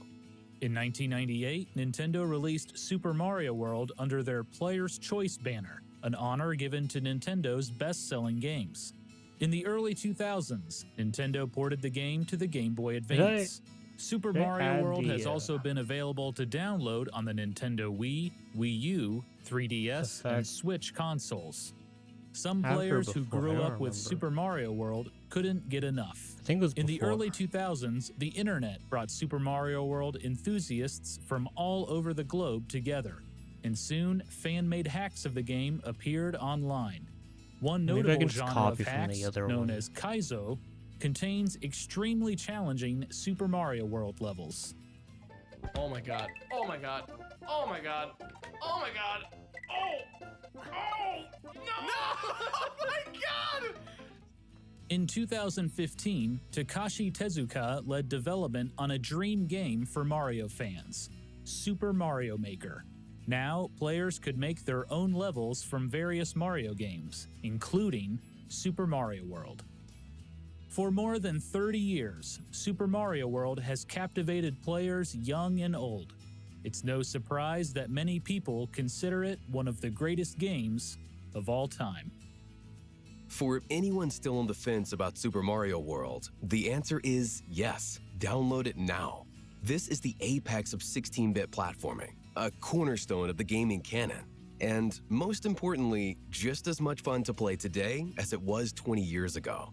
If you're yet to experience the thrill of discovering a secret exit, the joy of soaring through a level with your Super Cape, or the unique tragic comedy of accidentally running off a cliff while trying to catch up to a runaway Yoshi, you're in for some of gaming's best loved and most iconic moments.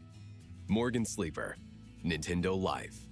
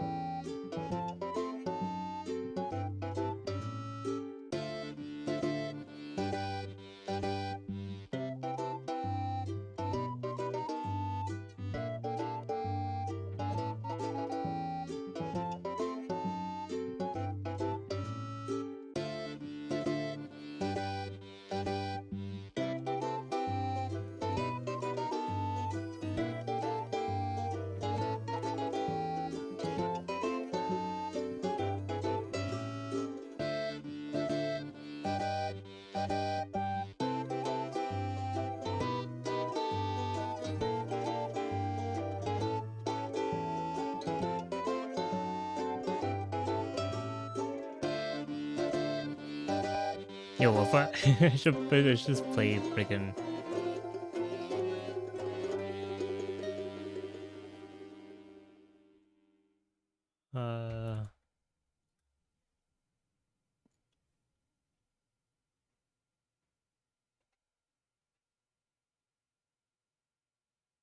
Let's pop out player.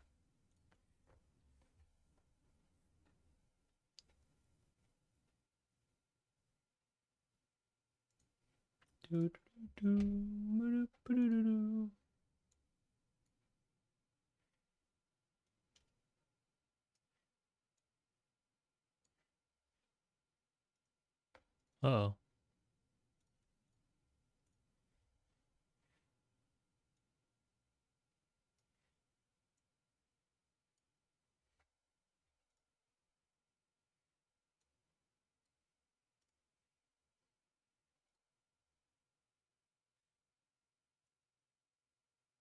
Why is there no? Oh, it's because it's not freaking. Oops. Follow. There was pop-up Follow New player. Vegas.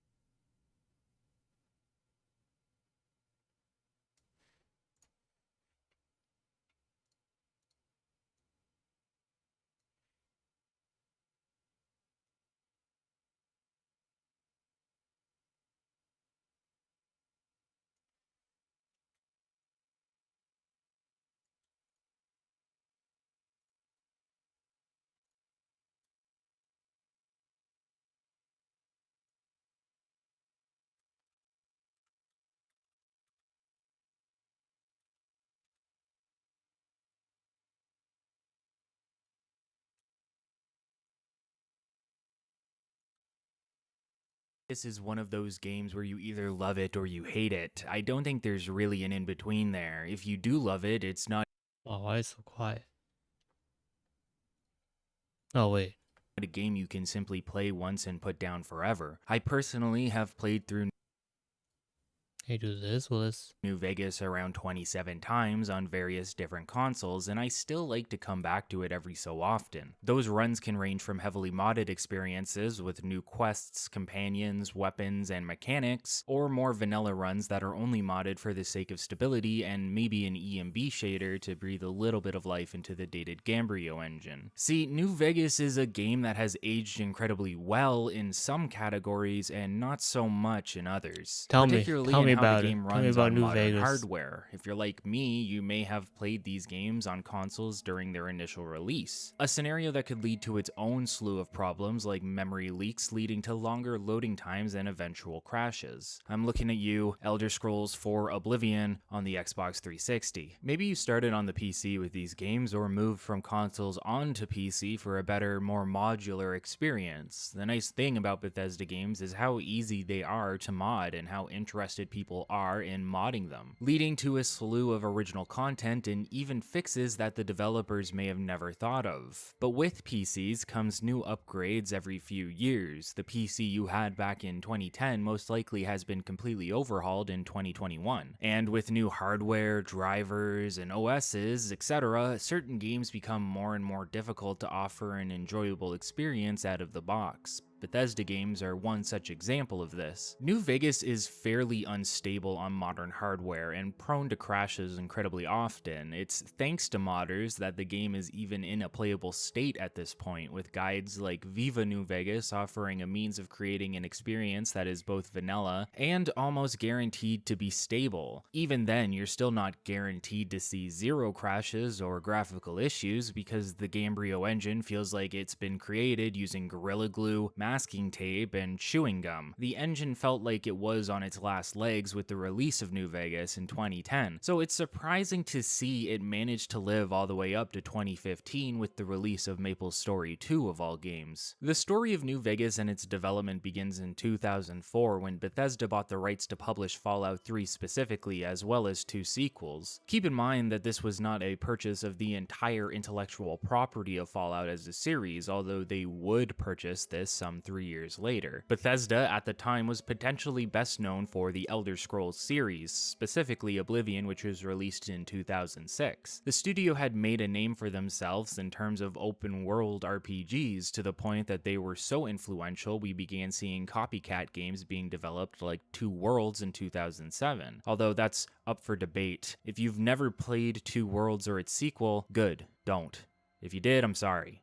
The games are similar in mechanical concept, but Two Worlds has some of the most uninspired and unimaginative gameplay to the point that playing it is a chore. I got into the Elder Scrolls series with Oblivion and not Morrowind. I know this is seen as a fatal flaw to some of you watching this, but fear not, I have gone back and played the majority of Morrowind, if only to say I did. While Oblivion was my first foray into the series, there are reasons it remains my favorite. While Morrowind is superior to Oblivion through its many mechanics and open-endedness, Oblivion came with a certain charm and sense of immersion that was able to better hold me throughout the experience. And while the logic and writing within the various quests were not always the best, they were so unique and involved that I found it a requirement to complete every single one. Oblivion didn't just impress me as a kid, it changed my perspective on what video games could be. I was but a baby boy, unaware of what was possible within games, and Oblivion showed me that there was so much more than I ever could have expected. So needless to say, when Fallout 3 was announced, I was at this point very impressed with what Bethesda had to offer. Oblivion had quickly become one of my favorite games at the time, and to hear we would be getting what was essentially Oblivion with guns gave my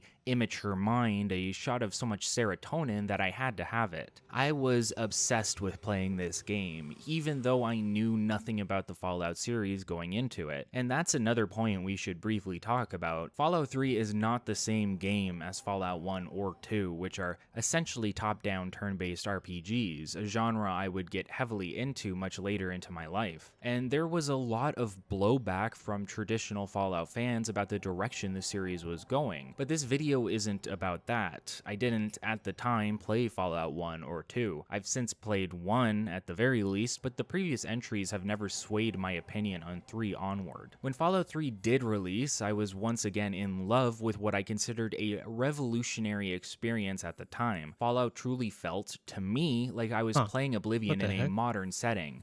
As modern as the 1940s to 60s could imagine the future to be. And looking back, a lot of the writing and choices you could make within the game were fairly shallow in design. Sure, there's commentary on your choices. Are you doing good or evil? Or are you somewhere in between? But Fallout 3 had a tough time actually delving into these concepts of what makes something actually be good or not. When you blow up Megaton, there's no real punishment for doing so. No overarching commentary about your actions. If anything, it's played for spectacle. Most players probably blew up Megaton just to see it happen because it was a huge selling point in terms of choices within the game. The only real punishment you run into is hostile NPCs near the blast site, as well as your father giving you a bit of a if this video ends before very mild I'm done for editing, the essential genocide you just committed. The impact of certain events are not portrayed as important as they should be. This is something New Vegas improves on in a way I'll discuss later, but only slightly. I enjoyed my time with Fallout 3. I even enjoyed my time with its various DLCs despite how shallow they actually were. Operation Anchorage, The Pit, Point Lookout, and Mothership Zeta were all interesting additions to the open world of Fallout 3, even if they were their own instanced areas, and Broken Steel was possibly the first time I've ever seen an ending to a game be remade in order to continue the storyline. Needless to say, I was very happy with Fallout 3 upon release, and played it consistently alongside Oblivion over and over again as DLC released. Once I was informed of New Vegas's development, however, I wasn't jumping for joy by any means. Around the time of Fallout 3 in New Vegas, we were just coming out of an era where games would generally get multiple different versions with the same title across various consoles. You'd see this most in licensed products like Spider-Man or Harry Potter. You could tell that the console or PC release was the main selling point, and all of the other titles were cheap reimaginings at best. And it's understandable why. It's not like the Game Boy Advance could do what the PS2 could. I was of the mind that this was still in practice, that a game would be released and then we may see a spin-off or port, if you can call it that is nothing like the game that preceded it. With New Vegas releasing so close to Fallout 3's end of development, although this was 2 years later, I figured my perception of spin-offs was going to account for this new release. So imagine my surprise when New Vegas releases and I see that it is almost exactly like Fallout 3. Obviously there's a new setting, but the engine and mechanics are almost all one for one at a surface level glance. Add in the ability to use iron sights, better use of skill points within dialogue, and many other minimal features that help lift the RPG experience, and you get a product that looks overall like an improvement on its its predecessor. Almost like a true sequel, at least that's how I thought of it at the time. But the development of New Vegas is rife with turmoil, a game not created by Bethesda themselves, but outsourced to Obsidian Entertainment, a developer known for their writing staff, as well as members who had worked on Fallout 1 and 2, as well as the original concept for 3 titled Van Buren. Everything sounds great on paper, but pressure from Bethesda, as well as the gaming market in general, would ultimately lead to an unfinished product that still managed to shine brighter than anything Bethesda themselves could have created to this day. Fallout New Vegas is a once-in-a-lifetime experience, but one that you get to have over and over again. There's potentially never going to be another game like it, even with rumored sequels up in the air. It's a game that tries to do a lot with a little and manages to succeed for, the most part, while being rough around the edges. Today I'd like to analyze what made the game so good in my eyes, the commentaries it presents, how it presents them, and the overall gameplay experience as a whole. New Vegas is a game of factions. It's a game about war and capitalism, revenge and justice, about the strong using the weak for personal gain, and the DLC is so phenomenally strong at expanding upon this that it allows the entire package of New Vegas to feel like one cohesive set of stories. You could consider New Vegas a television show with multiple seasons, followed by sequel films in the form of DLC. New Vegas is open-ended, but it's here to tell a story, one that you get to shape much more than you could in Fallout 3. As I'm writing this, I'm seeing how long this script could potentially be. I imagine this will be one of my longer videos as there's just so much to discuss and go over. So if you love New Vegas or want to learn a lot about it, please feel free to sit back and listen. This is a game that can appear small on the surface,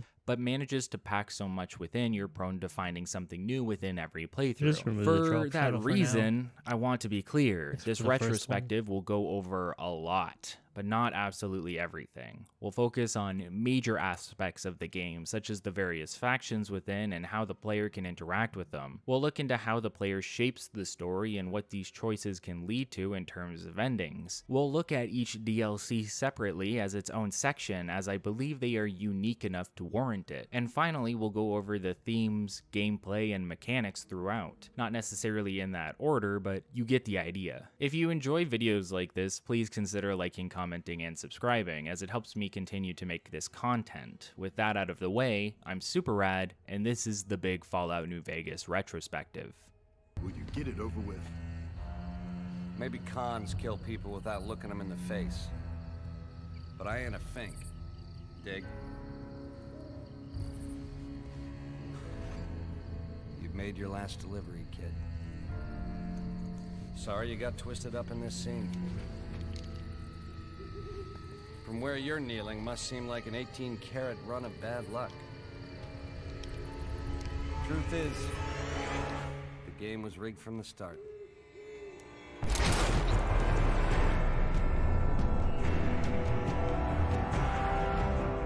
Super Rad Lemon Production. Sheesh.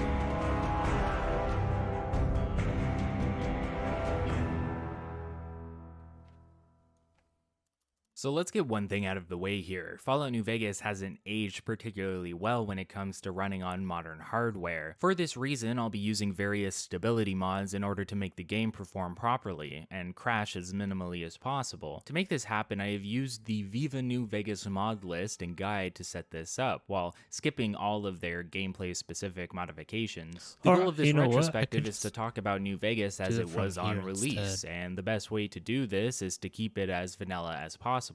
In fact, within this list, the only thing I have installed that may lead to visible gameplay changes at all are iStewie AI's tweaks and engine fixes, and things like visual modifications. Even within the tweaks, I have almost all of them disabled. Slightly better lighting and meshes here and there, slightly better animations, and the inclusion of weapons sway while moving. These, in my opinion, add a breath of life to the game without taking away from the core vanilla experience. The Pip-Boy is going to open a little faster for the sake sake of it. Explosions aren't going to shake my entire camera, but instead just shake the HUD. And things like the HUD have been cleaned up and upscaled to look better on higher resolutions. Weather stays the same, and various additions like being able to sprint or changing the recoil have been left not included. If any of these additions are a problem for you, I apologize. You can think of this retrospective as a look into New Vegas Vanilla Plus if you want, though I do believe the changes to be fairly minimal. This means things like bug fixes are going to be the most prevalent. While it is important to acknowledge that Bethesda games are generally rife with bugs, we've already done so. Bethesda games are hardly future-proofed, and the sandbox environment alongside the Gamebryo engine, for example, can lead to a slew of issues. Oblivion is a key example in this, one that was fixed as best as it could be by modders, and you can find a list of said bugs online. The same can be said for New Vegas. For recording purposes, it'd just be too much trouble to go through all of the game and its DLCs with the countless problems that could arise. So we'll acknowledge that they exist, but we'll also do our best to avoid them for the sake of the video. The opening scene of New Vegas sets the stage for the greater conflict at hand within the Mojave. Years after the bombs fell, the individuals who survived through living in the various vaults surrounding the wasteland emerged to build new societies, villages, and through this various tribes. Tribes especially are a large driving force in terms of New Vegas's narrative. It's interesting that New Vegas uses the term tribes here. Whether it properly fits or not, I'm not completely sure. A tribe is a group of individuals who have over the years adopted a shared culture and ancestry, maybe their own language. This can take generations to develop, and considering the bombs dropped in 2077 and New Vegas begins in 2281, it's not absurd to think this type of social development did happen, especially when many of these communities were first trapped within the vaults. Alongside these tribes came the New California Republic, a union of the American Southwest that is meant to portray American values, including militarism, their views on justice, law, and community. Regardless of how these old school American values may have been flawed, how they believe they are the greater good because a greater evil exists, and if you are not with them, you are against them. The NCR is notorious for collecting communities and absorbing them into the NCR whether they like it or not. Easy Pete is potentially one of the first NPCs you can talk to who points this out. The NCR provides safety and security from tribals and raiders that threaten those within the NCR, but outside of that, it's not so simple. In fact, the NCR has a lot more going on behind the scenes that paints a more nuanced picture of their diplomacy and politics and shows the cracks within. Regardless of what the NCR potentially does wrong, they are the driving force that keeps the Legion at bay. The NCR are potentially meant to be viewed as the good karma faction, but as I mentioned, it's much more nuanced than that. We'll get more into the NCR later, as well as the various tribes, but the Legion, or Caesar's Legion, are an army situated on the other side of the Colorado River. The two sides being connected by the Hoover Dam, a key point of power that dictates who is within control of the Mojave. The Legion is a conglomerate of 86 tribes that were created through conquests that led to a community of slaves to be used as weapons and fodder for the will of Caesar and his generals. The Legion wants the dam as the dam is one means of generating a large amount of electricity, and with electricity comes power. With power comes the Mojave. They are the counterpoint to the NCR, the bad karma to the good karma, and it's much less nuanced here despite how Caesar may lead you to believe through some of his dialogue. The Legion is evil, slavery is evil, and they wish to encroach onto territory that doesn't belong to them in order to spread evil. It's been 4 years since the NCR had to hold the dam against the Legion, in which they were successful at doing but unsuccessful at fully wiping them out. This led to the Legion managing to recoup their losses over time and strengthening their military to the point that they have a strong presence within the Mojave itself, even if they don't fully control it. There's various patrols and camps situated around the desert in which the Legion used to capture slaves, to punish individuals, and much more. The third major faction within New Vegas is Mr. House, a genius individual who predicted the bombs dropping in 2077 and planned for it ahead of time, allowing Vegas to remain relatively unscathed within the main strip of the city. House has used his influence in mind to create a new Vegas, in which has allowed him to rehabilitate various tribes of the Nevada that now all situate themselves within the strip. Not only tribes are on his side, however, House also holds the control over the enigmatic Securitrons, his automated robotic police force that hold a bigger part to play within the grand narrative of New Vegas as a whole. House is the embodiment of capitalism and how power can lead to a monopoly. As strong as the NCR and the Legion can be, they still have to live within House's world. He is what capitalism and a monopoly can ultimately lead to, an authoritarian who keeps out those he does not deem fit to enter his world, and those that do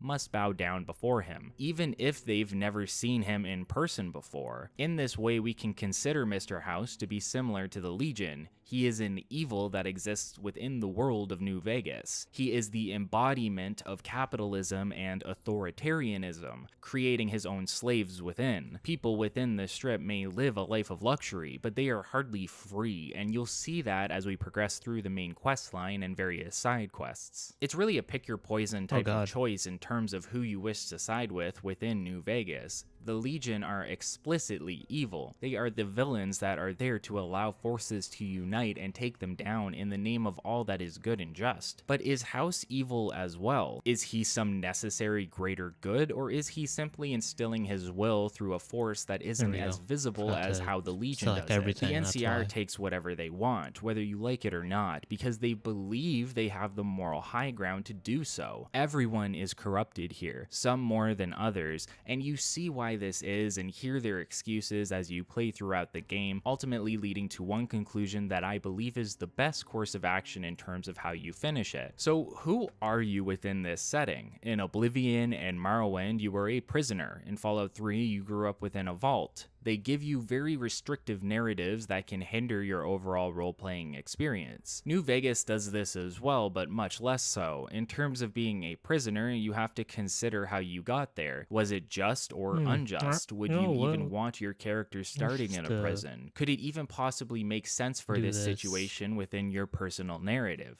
Questions like that show how the overall immersion can take a hit slightly within the opening scenes of a Bethesda product. They want to hold your hand within some means, either through the beginning steps of the narrative or through the whole thing. In Morrowind, you're basically free to do as you please the moment you're off the boat. In Oblivion and Fallout 3, you are more on a railway track following a much more present narrative, making it harder to justify straying away from it. Obsidian Entertainment looks to fix that in some capacity. The main thing you know about your character, the only label placed on you is that you are a courier. You are within the Nevada and you have taken up a job. When you exactly started said job doesn't matter. Who you were before that job is completely up to you. Why you took that job is up to you, and after the opening scene, the fact that it was your job doesn't matter at all until a very specific DLC later on. The main narrative of New Vegas opens up with your first introduction to Benny, who is part of one of New Vegas's strip tribes known as the Chairmen. You're also introduced to the Great Khans, a raider tribe who work within drug trafficking, leading to their own assortment of problems. You as a character are tied up within the cemetery just outside the town of Goodsprings. Benny has one of the Great Khans digging your grave while producing a gambling chip from his suit's inner pocket. We'll discuss why you are in this situation later on down the line and the motivations of Benny for capturing you. However, in the present situation, Benny pulls a gun on your character and ultimately shoots you in the head, starting the adventure that is New Vegas.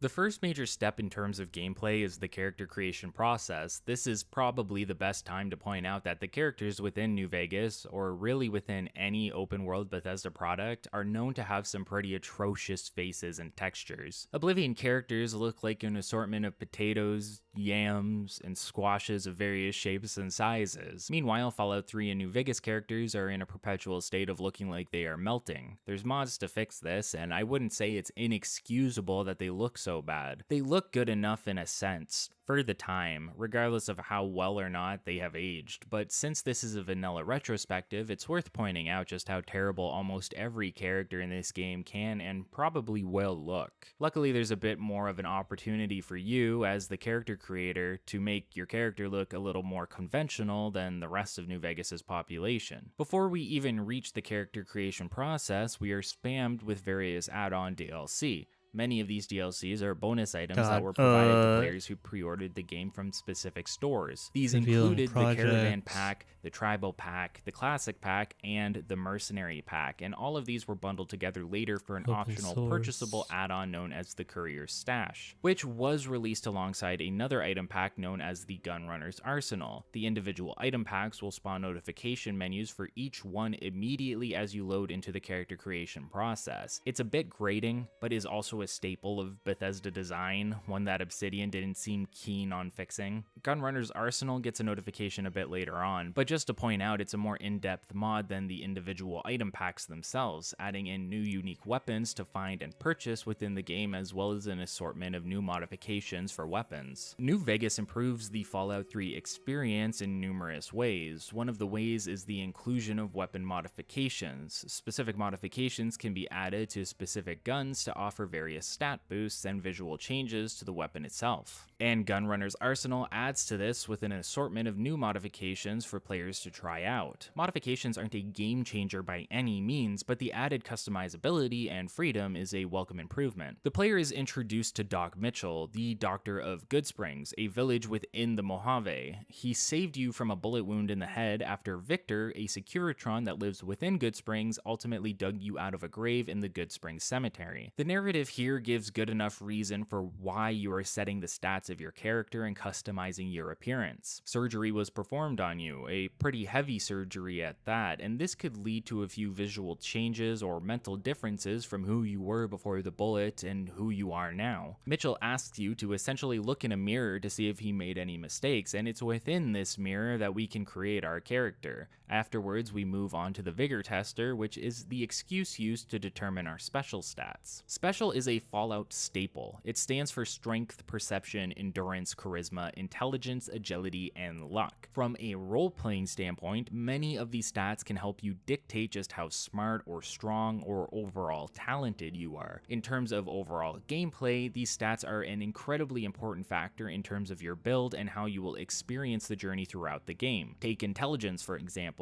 If you care about skill points at all or care about maximizing at all, a high int stat is almost a guaranteed necessity, as the level of your intelligence factors into how many skill points you receive per level up, at a rate of 10 plus half of your intelligence. If you have 9 intelligence, you'll receive 14 skill points in your first level up, with the additional 0.5 carrying over into the next one. On the opposite end of usefulness is Charisma, which is universally known to be a dump stat. Players can progress through the game with 1 Charisma and never really worry about filling it up at all. The only thing Charisma affects outside of bonuses to some skills initially, like speech or barter, is the effectiveness of companions. Companions are special NPCs in the game you can have tag along your journey after recruiting them. They have their own storyline, questline, and perks that can be unlocked by engaging with them, and their effectiveness or companion nerve is dictated by the Charisma stat, starting at a 5% boost to damage and armor, leading to a 50% boost at level 10. However, companions are ultimately still useful and effective at 1 Charisma. In terms of maximizing the player's effectiveness, Charisma is essentially useless outside of the role-playing aspect. It should be noted that luck will specifically affect how good you are at gambling within New Vegas's various casinos. A high luck stat can make the process of getting kicked out of a casino much easier, but at the cost of various other stats. Once you're done with the Vigor Tester, Mitchell will comment on your overall stats, specifically if you are an all-rounder or if you have one stat that is particularly high or low. The next step is to sit down with Mitchell as he throws some psychological questions at you in order to determine your tag skills. The question process is inherently arbitrary. It's made to be arbitrary. necessary. Its only inclusion is for the role-playing aspect, as regardless of what you choose, in order to better define your character's personality, you can still choose whichever 3 tag skills you want. Tag skills are 3 skills you can select out of your total skills to give a 15-point boost to at the start of the game. This can be used in subsequent playthroughs to make sure you meet certain skill checks early in order to optimize quest progression and experience gained, if that's your thing. I want to take a moment to point out one specific set of questions Mitchell presents to you. At one point, Mitchell begins a Rorschach test in which you are shown an assortment of symmetrical ink drawings, and are asked to explain what you perceive the picture to be.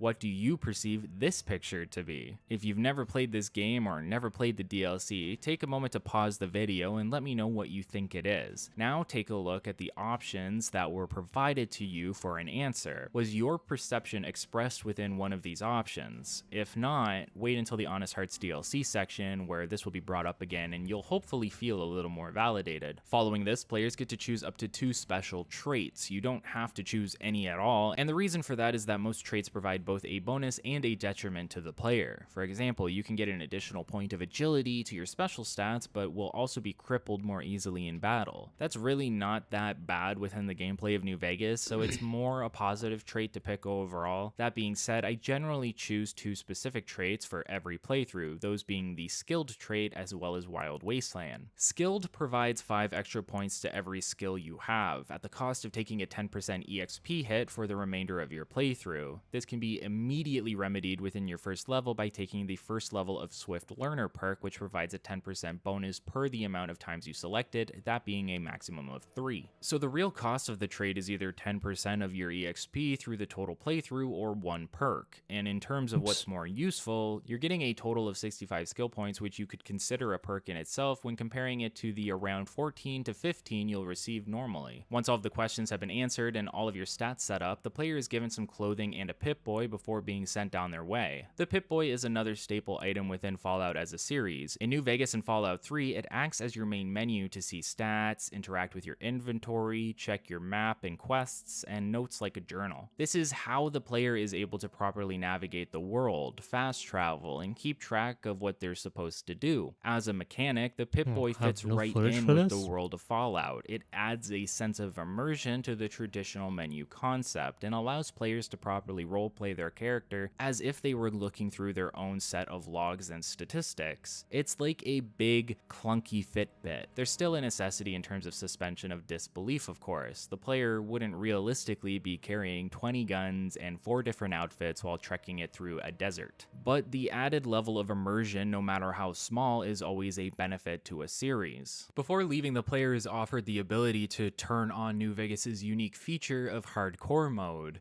The main features of Hardcore Mode include Stimpaks healing over time, having weight assigned to ammunition, and requires the player to eat, drink, and sleep regularly, otherwise they will suffer various status debuffs that can eventually lead to death if unchecked. The idea of Hardcore Mode is to add a sense of realism and simulation to New Vegas, something I don't think fits particularly well within the game's design and engine. New Vegas at least tried to make it worthwhile by adding the ability to cook food and survive off of the land. Survival is even its own stat in the game. It's so tied to Hardcore Mode, however, that playing on normal effectively makes this skill useless. There's virtually never a time when cooking food is even mildly a necessity. And what is the reward for keeping this mode enabled from start to finish? An achievement. Even the developers say this mode isn't recommended, so for that reason we'll be playing on normal, which I consider the intended experience. On a related topic, work and reloading benches also exist for similar purposes. Players can convert ammo from one type to another, or craft various usable items like weapon repair kits. Within all of my years of playing New Vegas, I don't believe I ever found this to be immediately necessary within any capacity. What New Vegas threw in as a bit of flavor to help players feel more involved with their inventory is just that, a bit of flavor. It's overall something you can completely ignore within your playthrough and never realize it was even a mechanic to begin with. You may start to question why you have so many empty ammunition casings, however. This would later be greatly expanded upon in Fallout 4, to its own detriment, but that's a topic for another video potentially. Upon exiting the house, the player is met with another set of DLC notifications. These include all 4 major story DLC as well as the notification for the Gunrunner's Arsenal, which I mentioned previously. Each of these major DLC raise the player's level cap by 5, meaning they go from a cap of 30 to 50, which is still relatively small considering how much experience you are going to be gaining if you plan to take part in all of the game's content. That's another reason I don't mind taking the skilled trait. There is an abundance of EXP to be had, and hitting level 50 isn't very difficult to do. That being said, you may find that you hit 50 early on before taking part in a large portion of said content, and that can seem oddly limiting in a way, but I don't think it's a bad thing. Take a game like Dark Souls, for example. You can level up essentially infinitely, but there is a soft cap on how much each stat increase will be based on how much you've already raised it. This encourages you to raise specific stats to certain thresholds and better specialize your character in a certain small subset of skills. It's the same in New Vegas, although much more simplistic. You level 50 times, meaning you have to decide what you want your character to specialize in ahead of time, so that you aren't left with the inability to finish off your preferred build. If you want your character to be good in guns, lockpicking, and medicine, you'll probably want to focus on those early on, and then spread out excess skills once you've met certain goals. The limiting factor of the leveling system makes it so that you have to specialize, and through specialization, you will find yourself strong in one scenario and less so in another. This allows for dynamic challenges based on the build you have decided upon. Dead Money, for example, is a very melee-centric DLC, but it doesn't have to be. That being said, if you haven't built for it, it's going to be quite the challenge for you. You're going to have to work your way around the map of the Sierra Madre Resort in a way that is going to be a bit more challenging for you over a stealth-based melee build, for example. Goodsprings is the start of what I consider,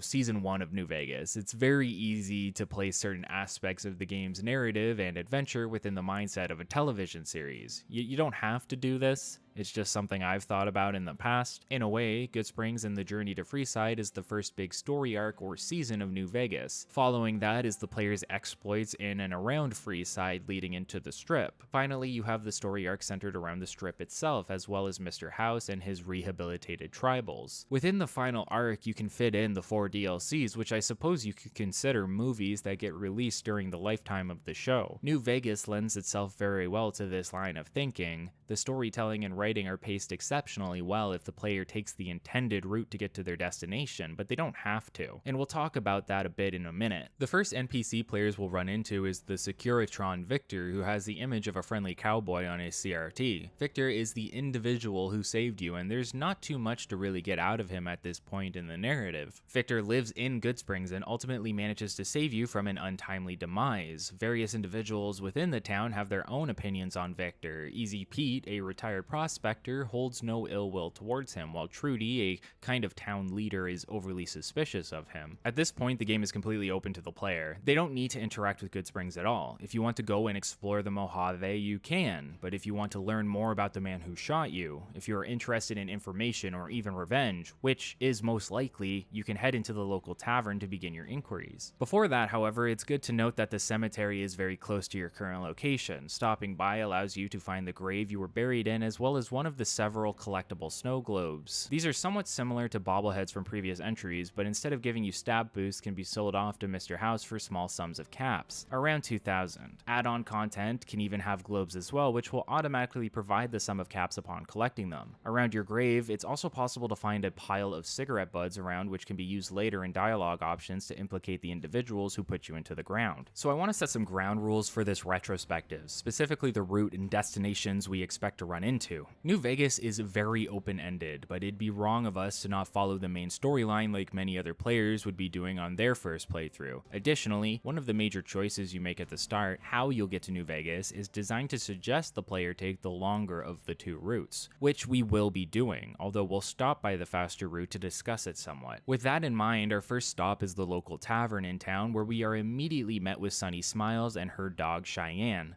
Sunny effectively acts as an optional tutorial for the game, one that I think is rather well thought out overall. There are multiple steps to the tutorial that start with teaching the player how to shoot, how to use the game's new Iron Sights mode, something that wasn't in Fallout 3, and how to hunt, gather, and cook. Many of these steps can be stopped along the way if the player feels they are not necessary. In fact, the entire tutorial doesn't need to take place outside of maybe the shooting range. But if you do take part in each step, said steps will provide various rewards like items or payment. This is an incredible improvement on the tutorial segments of Fallout 3, which were on rails to an extreme. The player had to learn how to shoot, they had to learn the various mechanics of the game through their stay in Vault 101 as they grew up. There was no room for freedom within this section of the game, and said introduction was fairly long. After completing the tutorial, regardless of where you decided to end it, you're asked to return to the saloon and introduce yourself to Trudy, as she's essentially the town leader. Doing so has you run into Trudy while she's in an argument with a man named Joe Cobb. Joe Cobb is looking for someone, and he believes said individual is somewhere in town. Trudy isn't up for giving him any information on the subject. This is your first true exposure to the idea of factions. New Vegas is littered with small and large factions. The NCR are a fairly large faction, while Goodsprings is a fairly small one. Joe Cobb belongs to a faction known as the Powder Gangers, a group of chain gang prisoners who were brought to the Mojave to build a railroad, only to turn against their captors when given dynamite for the job. Players can choose to help Goodsprings in this situation or help the Powder Gangers, and there's a clear karmic line between the two. Goodsprings represents the good karma side of the choice. You can help individuals who are being bullied and attacked by the bad karma side, aka the Powder Gangers, and will for the most part be following these altruistic options when we can. Good karma choices will generally be the options we take the most, but we'll mention the bad karma options when possible. Talking to Trudy informs you that Ringo, a caravaner, is holed up in an abandoned gas station just behind Doc Mitchell's house. Visiting said gas station introduces you to Ringo, who holds you at gunpoint. With no skill checks, the player can simply say that they mean him no harm, and he will immediately put his weapon away and trust you. I always thought this would have been the perfect time to offer a mandatory skill check, with some option of dialogue to get out of it if you didn't meet said skill check, but no, Ringo just trusts you. An outsider of the city that is not a Goodsprings resident and very well could be a Powder Ganger. This is also your introduction to Caravan, an in-universe card game that can be played and one that I don't plan on going into too much detail with. The idea is that you construct a deck and create caravans with said deck in order to beat your opponent in bids for various contracts. That is a very light explanation. I never enjoyed playing Caravan, especially not as much as I enjoyed playing Pazak in Knights of the Old Republic or Gwent in The Witcher 3. Offering to help Ringo sets you on a quest to get help from various key Goodsprings citizens. Sunny Smiles will join you no questions asked, believing that the Powder Gangers to be a problem that needs to be solved sooner rather than later, as they will eventually attack the town regardless. Some of the other individuals you need to convince require a bit more work. Trudy is one of those individuals. There's two ways to convince her to bolster the morale of individual unnamed citizens, so there's more hands for the battle to come. This is potentially your first introduction to skill checks. In Fallout 3, almost every skill check was possible to pass regardless of your skill, as it was percentage based and you could metagame through save scumming in order to get your desired effect every time. New Vegas answers this issue by making the skill requirements a hard number, meaning if you do not have 25 speech, for example, you're not going to be convincing Trudy of anything. But the game throws you a bone here. If you can't convince Trudy through charisma or speech, maybe you can convince her with a well thought out plan that requires a sneak check. If you're looking at the footage at hand, you'll see that I meet neither of these. Even with magazines, a temporary skill boosting item, I still am one off from meeting the speech check. This is where things can get a little more nuanced. An item like a stealth boy can raise your sneak skill to 100 to make you near invisible to enemies. It's a means of allowing you to get out of sticky situations or sneak in somewhere when your skill for it may not be up to the task. But if our sneak skill is 100, wouldn't that mean we can now pass the dialogue skill check with Trudy? Probably not, right? The stealth boy isn't providing you with any mental knowledge of stealth, it's just making you invisible, and the 100 plus to sneak is a mechanical side effect of that so the enemies won't notice you. But the game doesn't see it that way. Your skill through effects is your skill in dialogue, regardless of if it doesn't make sense, meaning we can stop by the Goodsprings abandoned school, play through the hacking and lockpicking minigame, grab a stealth boy, use it, and then return to Trudy and convince her to help us. Obviously, skill bonuses need some sort of category or flag to dictate if they carry over into specific skill checks like dialogue choices. It really makes no sense to be able to use a stealth boy and suddenly have master level knowledge of stealth, essentially turning you into a post-apocalyptic Sam Fisher or Solid Snake. That's not what should be happening here, and it feels more like an exploit than a smart play that was an intended mechanic. Skill books permanently raising skills by one makes sense, kind of. Reading a magazine to help you convince somebody of something or help you repair something makes sense, kind of. Regardless, Trudy is convinced to help, and the next stop is Easy Pete, who can provide dynamite via an explosives check. Moving on is Chet, who runs the local general goods store and requires a barter check in order to provide leather armor to the citizens that are going to take part in the fight. Finally, Doc Mitchell will offer up stim packs without a fight, but the player can get a bit more out of him with a medicine skill check. I believe New Vegas' skill check system is overall an improvement on the one that was introduced in Fallout 3. It allows the player to meet certain requirements and forces them to fail if others are not properly planned out. This means that the player is generally not going to be able to hit every check unless they come back later, and that sometimes isn't an option. Subsequent playthroughs allow you to plan ahead for this, to maximize the amount of checks you'll pass as you reach them if you desire to. But this is generally not what will happen during an initial playthrough and can lead to the loss of bonuses and experience as successful skill checks provide them. You get bonuses for what you put your stats into, and you also miss out on certain aspects for those same choices. It's balanced in that sense. Before returning to Ringo, this is a good time to talk about the karma system in New Vegas. Outside of a role-playing aspect, the karmic system isn't super noticeable outside of what notifications you receive for actions you perform. In fact, it's very easy to get full good karma in this game regardless of if you make multiple bad karma decisions. Let's use Trudy's Saloon as an example. Near the entrance is a second entrance that is locked. Picking this lock to exit leads to bad karma. There's also a terminal inside that also leads to bad karma if you access and hack it, which leads to a safe unlocking that will also lead to bad karma when accessing it. These are essentially 4 to 5 negative karmic checks within this one room alone, but if you're playing a good character who makes good choices, this will never matter. You can steal,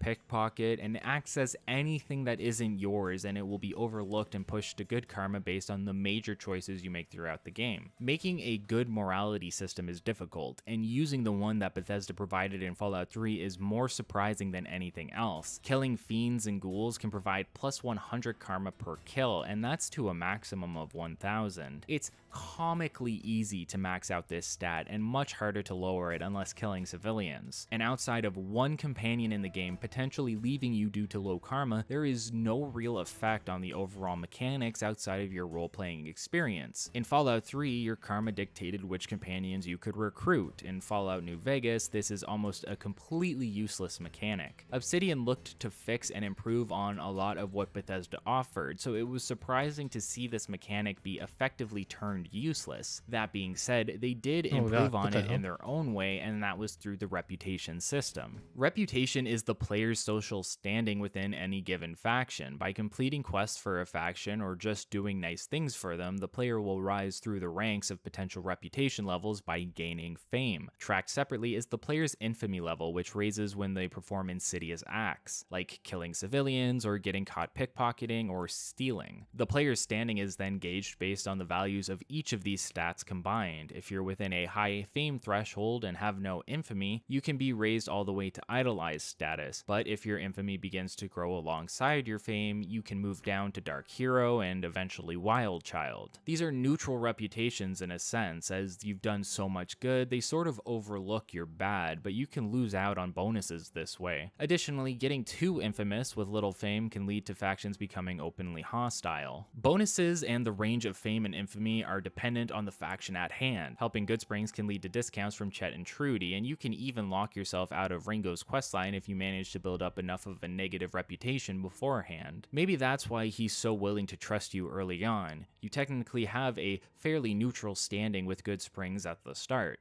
Overall, the reputation system is a very welcomed mechanic that I believe should have replaced the karmic system entirely. Instead of karma, people judge you based on a combination of actions and inaction. I can even believe that the only reason the karmic system is still in this is because Bethesda most likely demanded it. Returning to Ringo and informing him of whether or not you manage to convince the individuals I mentioned previously will trigger sunny smiles to show up and inform you that the Powder Gangers have arrived. Depending on who you convinced, you will have various different experiences overall. With everyone convinced, your citizens will be armed with weapons, dynamite, and leather armor, making the shootout fairly trivial. The less you convince, the harder the fight will be, and the easier it will be for you to suffer losses. Overall, the quest line is a fantastic example in terms of introducing the player to how Obsidian likes to handle quest progression and player choice. Every aspect of the quest, once accepted, has a level of modularity to it. Various bonuses can be attached to the quest in order to make a better result overall. You don't even end up going through with this quest, as you can choose to side with the Powder Gangers instead. This has less options within it overall, but offers a clear choice right at the start and still allows the player to be introduced to several skill checks and moral choices regardless. The character you built and how you plan to roleplay them will dictate what is available to you by the climax of this quest, and many other quests within the game are tailored to follow a similar ideology. Upon defeating the Powder Gangers, as we have chosen to do, Ringo will praise the player for his help, offer him a reward in caps, and ultimately offer a greater reward when we run into him again later on. In terms of interaction and quest lines, Goodsprings essentially becomes stale at this point. Everybody goes back to exactly what they were doing before, except Ringo is no longer there and the Powder Gangers are no longer a threat. So where do we go from here? Well, asking around about Benny and the people who helped in your attempted murder points you in the direction of the Strip,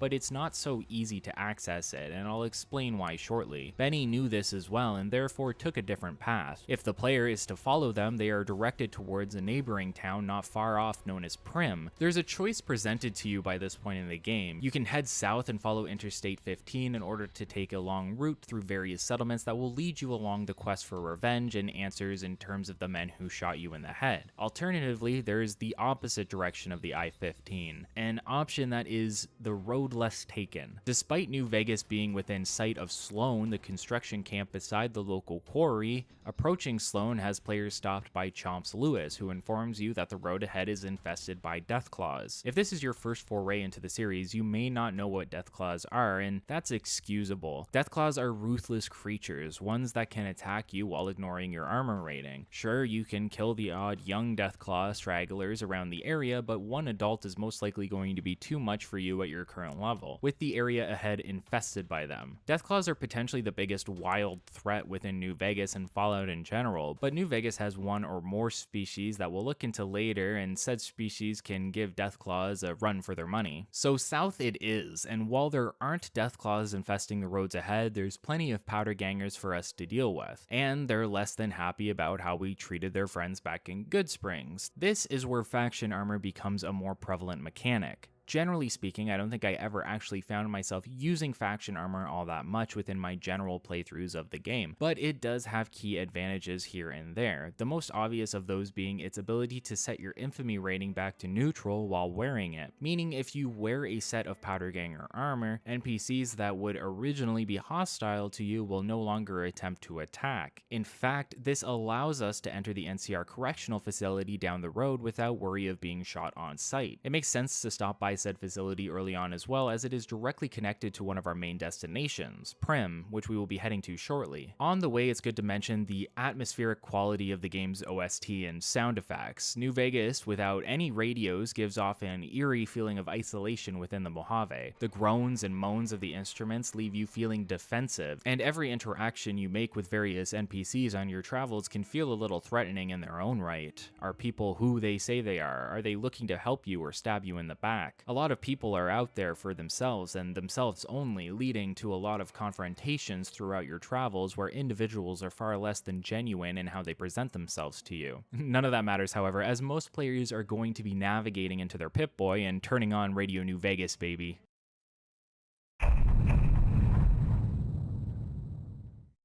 New Vegas has two major radio stations, Mojave Music Radio and Radio New Vegas. Mojave Music Radio is a non-stop station purely for playing some old-timey country and western tracks. Stuff you'd expect to hear in a time before the bombs fell back between the 40s and 60s, although some of these songs were made as early as 2003. Radio New Vegas is a little more than that. Similar to Fallout 3's Galaxy News Radio, Radio New Vegas is hosted by a DJ, that being Mr. New Vegas, whose soothing voice and charismatic charismatic attitude is used to draw in listeners. Mr. New Vegas is an example of a mechanic within multiple open world games where the player's actions can be seen to have taken effect through news stories on the radio. Grand Theft Auto was probably the first to popularize this, and it's been a staple of open world games with radio stations for years to come. The effect of the radio in New Vegas, in my opinion, removes all of the intended atmosphere from traveling the Mojave Wasteland, but not necessarily for the worst. Rather, it's a choice that the player gets to make. Do they want the feeling of isolation and danger throughout their travels, or do they want to trek along Highway 95 while listening to Johnny Guitar, Jingle Jangle Jingle, Blue Moon, and many others? It's up to the player, and while on subsequent playthroughs I like to experience the isolating nature of the desert from time to time, I always find myself returning to the radio and blasting Big Iron throughout. Approaching the correctional facility with powder ganger armor attached prevents you from being attacked, but it doesn't necessarily fool the guard at the front gate, who will still need to be paid 100 caps in order to enter peacefully. Within the visitor center are multiple no-name powder gangers alongside Myers, whose sole purpose is related to a Prim questline we'll come back to later. We're not here for Myers or any of the small-time powder gangers anyway, we're here to meet Eddie. Eddie runs things around the facility after the powder gangers took over, and he has some jobs for you to take care of as an alternative to him killing you right then and there. I Fought the Law is a short questline where you help the powder gangers with a few various tasks before ultimately leading to an NCR assault on the facility. It starts simply enough with Eddie asking you to deal with another powder ganger named Chavez, or former powder ganger I guess you could say. Chavez has broken off from the main group within the NCRCF and is shaking down travelers on his own with a few other deserters. If your speech skill is high enough, you can convince him to leave the area. If not, like Super Rad Jr. here, you're forced into an altercation, leading to either your death or theirs. Regardless of how Chavez was dealt with, you can return to Eddie, who has another task for you. This time there is a merchant looking to sell around the facility, and he hasn't been run off yet, which is suspicious to Eddie, and he tasks you with investigating. It's around this point I ran into Barton Thorne, who claims his girlfriend is being attacked by geckos up by a nearby ridge. Heading over to the location he mentions and dealing with the geckos brings you to a stash on top of a cliff and our first encounter with the Wild Wasteland trait. Wild Wasteland's entire function within New Vegas is to cause weird, scripted sequences to take place. Shortly after leaving Goodsprings, for example, you can find a fridge with a hat similar to that of Indiana Jones, which references a scene from Kingdom of the Crystal Skull, where Indy hid in a lead-lined fridge to avoid being killed by a nuke.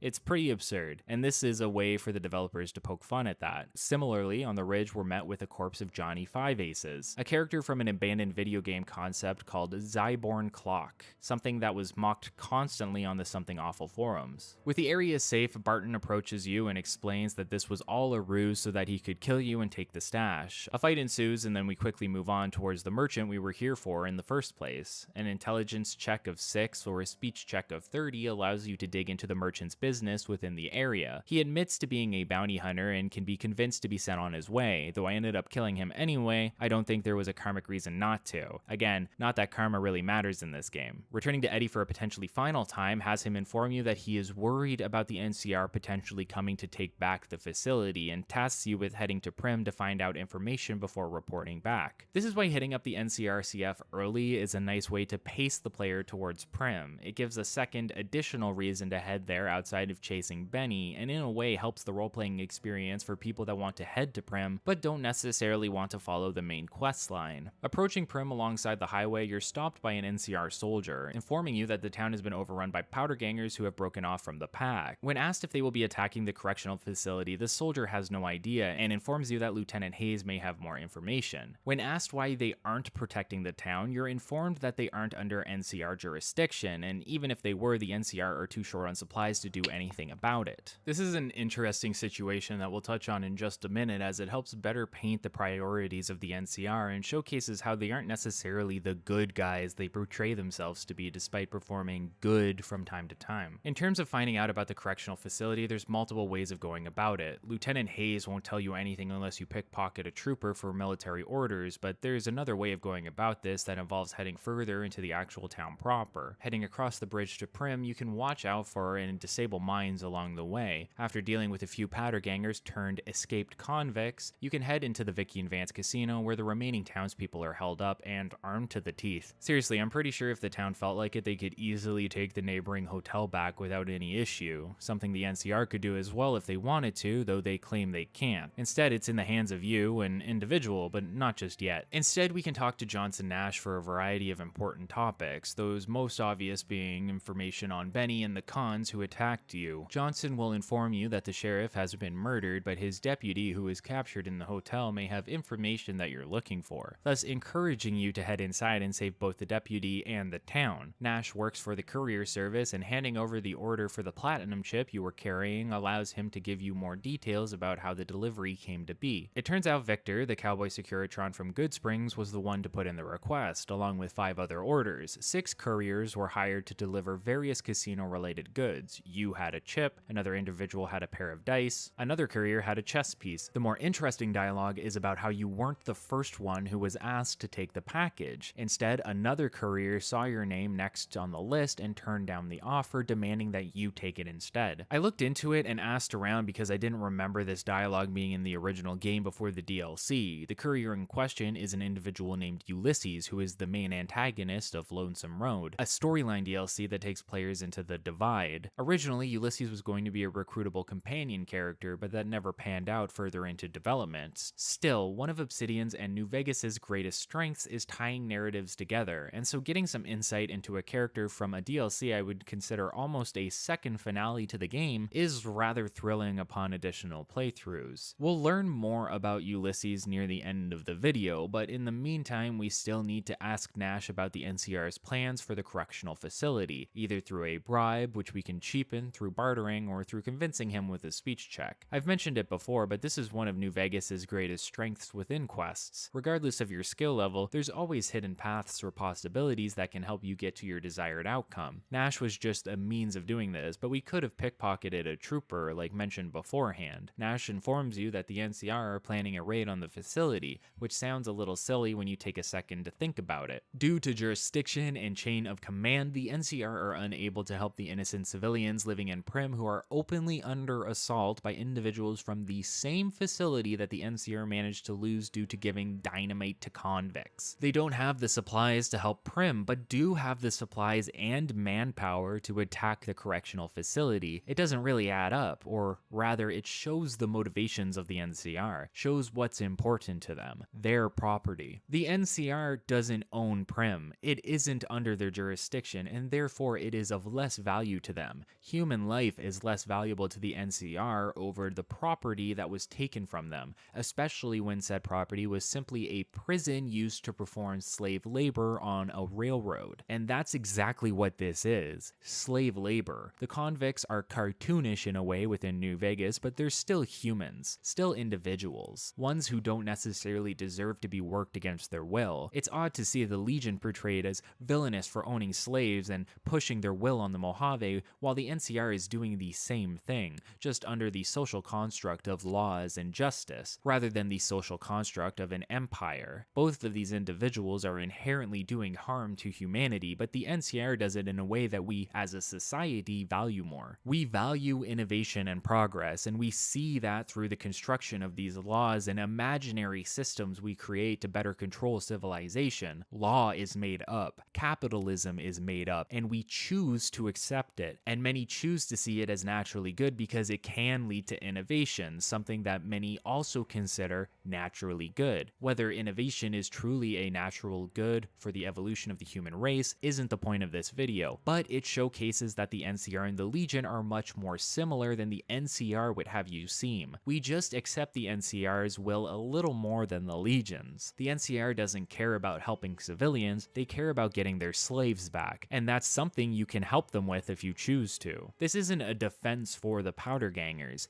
Even with their freedom now, they still instill harm onto others. They shake down civilians, try to take down towns with violence. We've already seen this in Goodsprings and have to decide how we're going to handle their existence or if it's even our problem. These are a lot of assertions without fully expanding upon them, and that's because the politics of the NCR and their comparison to the Legion isn't the entire point of the video. Rather, I want to look at the key points throughout the game that are designed to make you question just how morally good a militant force actually is. New Vegas is a game designed around making you question the politics and militarism of our everyday lives. It's a mirror of our society that we can look into and form observations of our own. We have two options within the scope of the game. We can warn Eddie about the oncoming assault, or we can help the NCR. Warning Eddie leads to the assault taking place and no reputation lost with the NCR. However, the troopers who assault the facility will be naturally hostile to you, and engaging with them could lead to a rise in infamy. Instead, we're going to side with the NCR in this one for the sake of it, both due to the danger the powder gangers impose and due to the fact that they become less prevalent to the point of not mattering at all very shortly afterward. Heading over to the correctional facility and talking to Sergeant Lee will begin the assault, with NCR troopers spawning in and swarming the grounds after a breach in the gate. The only actual individual that has to be killed is Eddie, but all of the powder gangers along the wall will be hostile. Surprisingly, the gangers in the visitor center will not be dealt with by the NCR, even after the fighting has ceased, meaning entering it is still hostile territory, although Myers won't fight you as he is still quest relevant. With Eddie taken care of, NCR troopers will now loiter around the area. You can return to Lieutenant Hayes to deliver the news and he'll congratulate you for it, but there's still the issue with Prim, which the NCR still isn't willing to deal with despite the facility not being a factor anymore. To get more information on Benny, we need to save Deputy Beagle, who is being held hostage within the Bison Steve Hotel. There's a few ways you can enter the hotel proper. A broken down set of roller coaster tracks can allow you to get in through the upper level balcony, but the front door is as good an option as any, especially with a surplus of stealth boys and silenced weapons. Skyrim wasn't the only Bethesda game to popularize the ranged stealth build, let me tell you. Traversing the hotel is simple enough. There's a few convicts to take out along the way, and if you have the lockpicking skill for it, you can open a door that will take you straight to Beagle without needing to deal with too many hostiles. Though we'll be taking them all out anyway for the experience and items. It wouldn't be a Fallout/Elder Scrolls game without looting every corpse we come across. We can convince Beagle to tell us about Benny right then and there if we can pass the skill check for it, but most likely you'll be releasing him first and maybe convincing him to help you kill the remaining convicts. Regardless of how you did it, once Beagle is outside, he will tell you about how Benny and the cons moved on from Prim and began traveling towards the next town over, that being Nipton. We're not done in Prim just yet, however. There's still one more quest for us to take care of, as well as the ability to unlock our first companion. Prim is sheriffless, and Beagle is both unfit for the role and also refuses to take it, meaning it's up to you to find someone to take care of the town in your absence. There's three options for this, one of those being Myers from the correctional facility.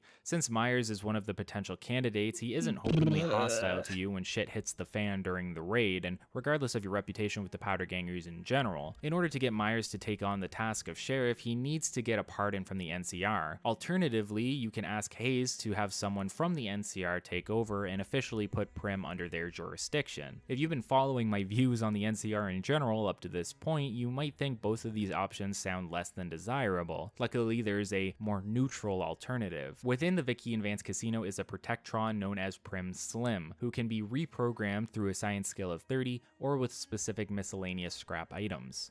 This allows Slim to become the sheriff of the town and also leads to Beagle losing his deputy status. I'll let you figure out which option we chose. With the town considered safe, there's one more stop we can make, right by the corpse of one of the 6 couriers who has been shot dead. This specific courier was carrying the pair of dice I mentioned earlier. Within the Nash residence, which also seems to be the building for the courier service, is a damaged Enclave Eyebot named Eddie. Players can repair him with a very high repair check of 65, but can lower this with a similarly high check of science at 50.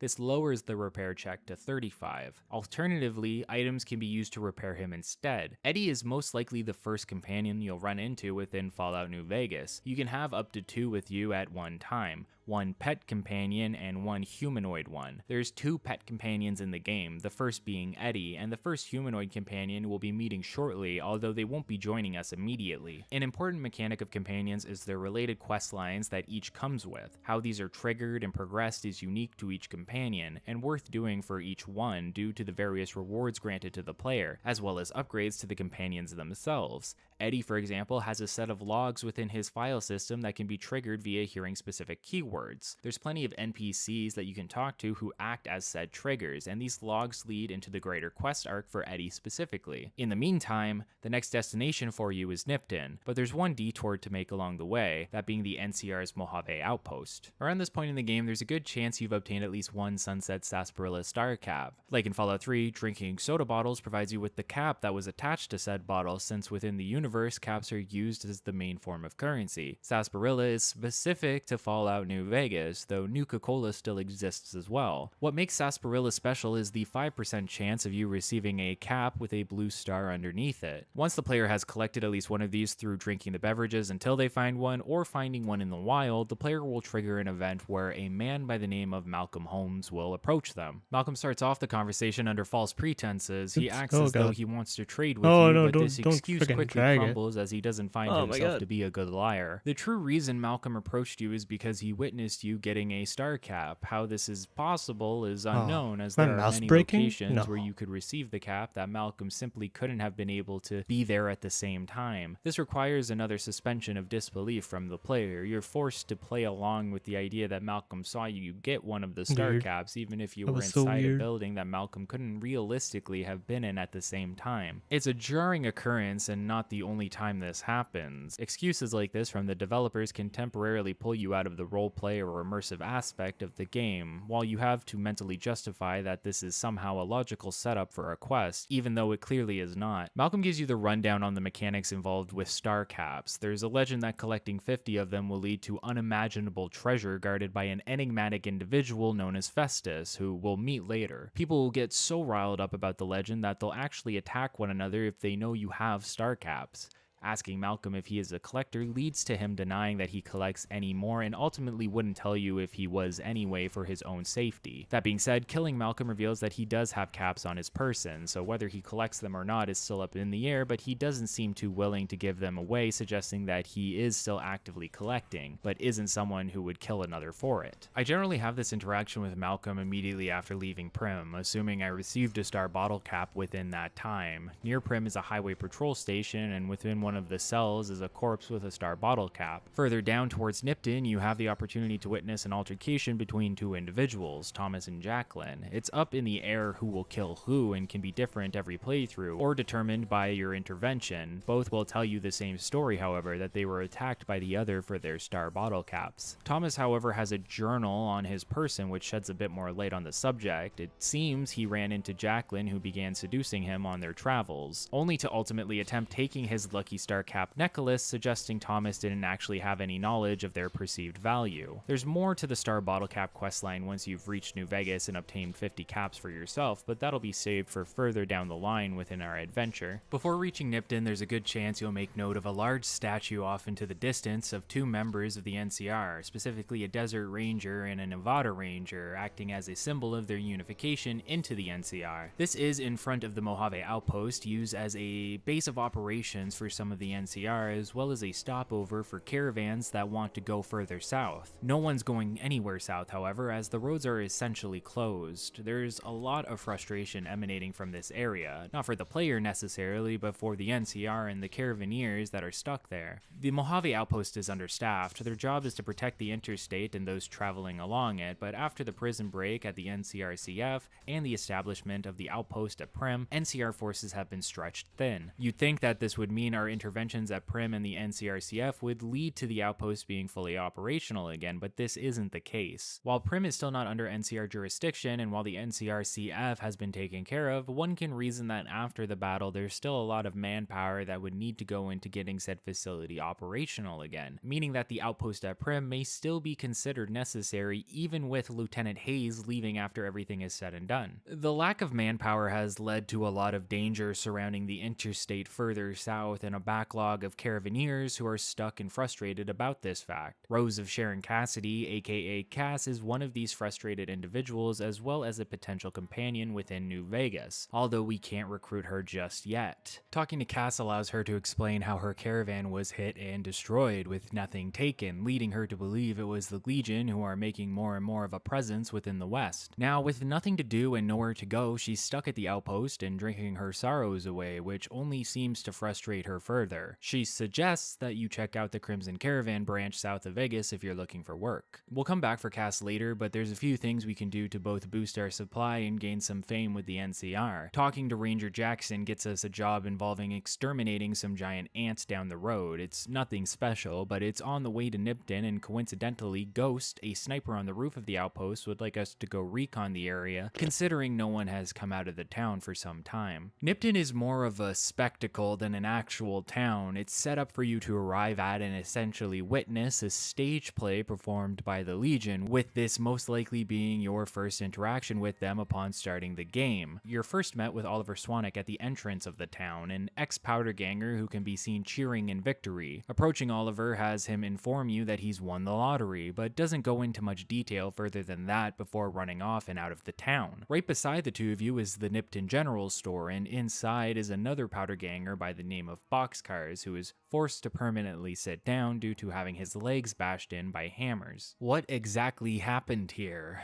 Boxcar explains that he and a group of other powder gangers arrived at the town and made a deal with the mayor to hold travelers hostage and essentially strip them for everything that they have before turning them loose. Nipton is considered a bit of a cesspool to the surrounding inhabitants of the Mojave. It's a known stopover for individuals looking to partake in what Nipton is truly known for, sex work. The mayor saw this as an opportunity to make some money by essentially trapping travelers who showed up for it. But then what happened to Boxcar and the rest of the town? Enter the Legion and the lottery. The town was taken over by Legion forces, and as an act of judgment on the town, Volpez and Kulta, the leader of the group of scouts and spies known as the Frumentari, handed out lottery tickets to every individual within Nipton at the time. First came the lucky losers, who would die a quick death if their number was called. Following this was crucifixion for those called next. It's important to point out that this isn't exactly like the popularized imagery of the crucifixion of Christ. For the most part it is, but the developers seem to have opted for tying individuals to a cross rather than nailing them to it. And this is still fairly accurate to the capital punishment that took place all the way back in the 6th century before Christ. There's nothing you can do for the individuals at the time. All of the NPCs on crosses within Nipton are so near death that to remove them would be to simply kill them anyway. So you can choose to leave them up there to die slowly or put them out of their misery. It's your call and ultimately doesn't affect any part of the narrative, though it would have been an interesting choice to give the player in terms of karma, and where the developers think the act of mercy killing lands on the karmic dial, if you can even classify it as that. Remaining civilians were killed, enslaved, and Boxcar, who was second place, was ultimately set free, but not before having his legs broken with hammers. Oliver was then essentially the true winner of this system, being the last one standing. So you can better understand why he was so happy to be free and less interested in being classified as a powder ganger any longer. As a side note, you can attack Boxcar here and he will simply stand up from his chair, fully able to walk and attack you. It's not that he was lying, but more that this just didn't seem to be accounted for by the developers. I'm sure they knew about it, but most likely didn't care. We want Boxcar alive anyway, as he is a key NPC within a side quest, one that I am unsure will be featured in this video. Approaching the town center, you're met with the Legion, who have control over Nipton currently, with Volpez and Kulta the leader among them. You can fully converse with the character as he has bigger plans for you at the time, and attacking that many legionaries at once is less than likely to end up in your favor. Volpez explains his motivations for the actions that took place in the city, calling it a town of whores that had no moral standing for the individuals that walked through it or partook in its services. This gives us a bit of an outlook into Legion values. Caesar's Legion centers around purity and being holier than thou, seeing acts of weakness and cowardice as things that need to be punished and determining it is their duty to punish those that fall under these categories. While many saw Nipton as a cesspool, but ultimately not a danger or a problem, the Legion sees a virus or blight, one they don't want to see spread and one they feel a moral obligation to stamp out, in such a way that no one should ever try it again. They hate cowardice and weakness, but look to instill fear into the people of the Mojave, to exert their will, absorb communities by any means necessary, and ultimately punish those who fight back to the point that they no longer exist. It's oddly contradictory history. The Legion cares about strength and purity, but kills those who don't fight back and kills those who do in an incredibly violent manner in order to send a message. What the Legion really seems to care about, or what Kaiser himself may seem to care about, is power. And to obtain that power and to create his empire, he has used violence, totalitarianism, and brainwashing/intimidation to exert his will. And those in power within his regime have drunk the Kool-Aid. Those who don't either don't rise through the ranks or get punished to the point that it will most likely lead to their death, if not intense physical punishment. Remember how I said that the Legion is inherently evil? This is what I'm talking about. They are meant to stand as a moral contrast to the NCR, even though we can see some similar structure between the two. Both the NCR and the Legion utilize slavery. Both the NCR and the Legion exert their will and take what they want by force. The Legion will commit atrocity after atrocity to send a message, and the NCR will do little to help those individuals unless they are under their jurisdiction. You may not think the NCR are as bad as the Legion, which I believe to be true as well, but the comparison shows you the cracks of the NCR's moral high ground, how they are not an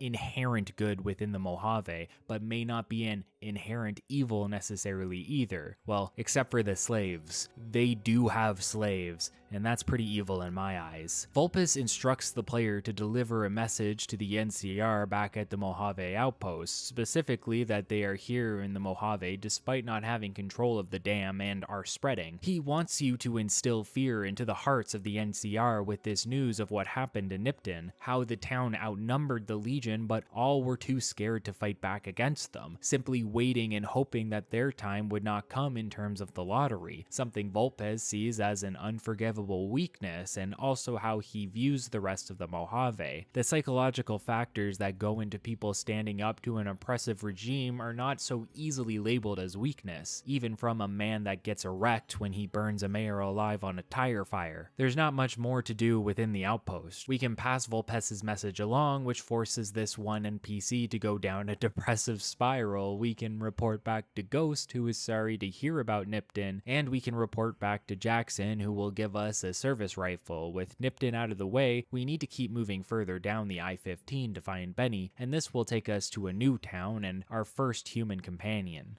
Heading to Novac is when you'll most likely start running into various patrols around the wasteland, specifically NCR and Legionary patrols, but also groups of merchants and doctors sprinkled in between. Legionaries are openly hostile to anyone, including you depending on your fame and infamy with them. By this point in the game, you most likely haven't done anything to openly aggravate them, meaning they won't be hostile towards you, but that shouldn't matter. The Legion patrols the Mojave and attacks anyone on site regardless of if they are NCR or simply merchants. Yet you, someone considered as much a neutral party as a doctor in the wastes, are not targeted at all. Our first interaction with Vulpes makes sense. He had a task for us, and he let us live to complete said task, but these patrols realistically shouldn't know who you are nor care by this point. If the Legion is pushing into the Mojave, capturing civilians, creating slaves, and attacking the NCR, you should be just as much a target as the rest, especially since you most likely have NCR fame by this point. This isn't a huge detrimental flaw within the reputation system, and you'll see later that we end up pissing off the Legion anyway and immediately rectify the situation. The only real issue here is their seeming neutrality towards you doesn't seem to make a ton of sense based on what we have been presented within the setting of New Vegas. Close to Novac is a large, more traditional town off in the distance known as Camp Searchlight. It was originally occupied by the NCR but ultimately attacked by the Legion, who set off some sort of radiation bomb that heavily irradiated the entire area, both causing feral ghouls to spawn as well as hostile NCR ghouls on top of them. Searchlight is littered with ghouls, and there's a few ways you can deal with that, but before entering the town proper, players can enter the cellar of the local church and run into several scavengers who are looking around in there. Logan, the leader of the group, informs you that he's looking for radiation suits so that they can pillage the town, and asks for your help if you are computer savvy in any way. A minimal science check will allow you to hack into the nearby computer and see that a shipment of radiation suits were ultimately taken around Nipton by individuals who didn't look like NCR troops. This is where Boxcar comes into play, and ultimately the reason he hasn't been killed killed yet, if that's what you're looking to do. Boxcar is the only one left alive who saw the shipment and points you along your way to a cave that is housing the suits you are looking for, as well as one individual suit for yourself. You can bring these suits back to the scavengers and ultimately take them with you while shooting your way through the town. You make 2 stops along the way, one in the local police station and one in the local fire department, looking to grab items and miscellaneous parts labeled as NCR. Once you've found everything, the group turns on you and you ultimately have to kill them. There's not much to this quest. I most likely wouldn't have even mentioned it if it wasn't such a large town leading up to Novak, as well as the connection to Boxcar I mentioned previously. It's an excuse to make your way through an irradiated town. There's even a giant rad scorpion fight to go through if that's your thing. You can tell that there is no real layering or choice to the quest that is missing here, since killing Logan doesn't fail the quest like Boxcar would have, but instead completes it. There's a few other quests relating to Searchlight we'll go over later on in the journey, but one can be completed now. All of those ghouls you've been murking with Logan and the gang were NCR soldiers, and as such have dog tags attached to their person. The player can talk to Sergeant Astor about the radiation in Searchlight, and he will ask you to collect dog tags of all of those turned feral. One of the soldiers is actually still sane, just chilling in a house minding his business. You can kill him, convince him to go attack Astor, or convince him to give you your tag to get the final one before returning them all to the sergeant. Novak, or No Vacancy if you didn't see that on the sign before entering the town, is a community centered around a motel and a tourist attraction Giant T-Rex. Asking around about Benny points you towards one of said snipers, a man named Manny Vargas, but there's something we can do within the town before that. Talking to No Bark, the resident crazy person if you can call him that, allows you to learn about how the cattle of Novak have been getting periodically attacked by invisible creatures. Talking to the owners of the ranch informs you that this happens almost every night around midnight, and taking the time to watch the cattle around midnight allows you to witness the approach of a Nightkin concealed by a stealth boy. Nightkin are a type of super mutant, individuals that have been turned into Hulk-like creatures and lost the greater part of their intelligence and reasoning skills. Nightkin specifically are super mutants addicted to stealth boys, and prolonged use of stealth boys have led to even more neurological issues within the Nightkin specifically, including schizophrenia, which we will get an example of later. By killing the Nightkin and informing the ranchers that their cattle is now safe, you'll gain enough fame in Novak to be recognized by the population. In fact, talking to Jeannie Mae Crawford, who runs the motel, you can get her room for free due to your reputation. There's still plenty to do here, however. Talking to Manny about Benny, for example, will have Manny ask us to help him out first as a means of trade. Turns out there's an infestation of ghouls at the local Repcon facility, and he wants them cleared out so the community can salvage the area for parts, as this is their main source of income. Manny is the day shift sniper within Novak. The night shift sniper is a man named Boone, who happens to be the first human companion we can actively recruit, but he has some work for us before that's possible. Boone has lost his wife. She lived in Novak with him, but ultimately was taken away by slavers. He knows this to be true, and so this isn't an investigation about what happened to her, but rather an investigation into who set it up. He asks you, an impartial stranger to the community, to begin looking into it, as it should raise less suspicion this way. Boone gives you his beret and asks you to bring an individual you believe to be the culprit to the front of the Giant T-Rex with his beret equipped. This will be the signal that they are the culprit, and he will take care of the rest. Asking around about Boone's wife informs you that she was essentially hyper-privileged and let people know it. She came from a posh society and wealth, and living in Novak wasn't in any way what she was used to, something she would rudely voice fairly often. It can be pointed out to the player that this was perceived as a coping mechanism to handle the harsh life of the Mojave, but that doesn't change the fact that it may rub some of the other civilians the wrong way, and ultimately seem to be what led to her demise. While this may have been the cause, this doesn't mean it was deserved, especially when the individuals that purchased her were members of the Legion. The easiest way to find the true culprit is to head into the reception area of the motel, where there's a safe that can be picked. Alternatively, you can steal the key from Crawford. Inside of the safe is a bill of sale, acting as evidence for the sale of Boone's wife between Crawford and the Legion.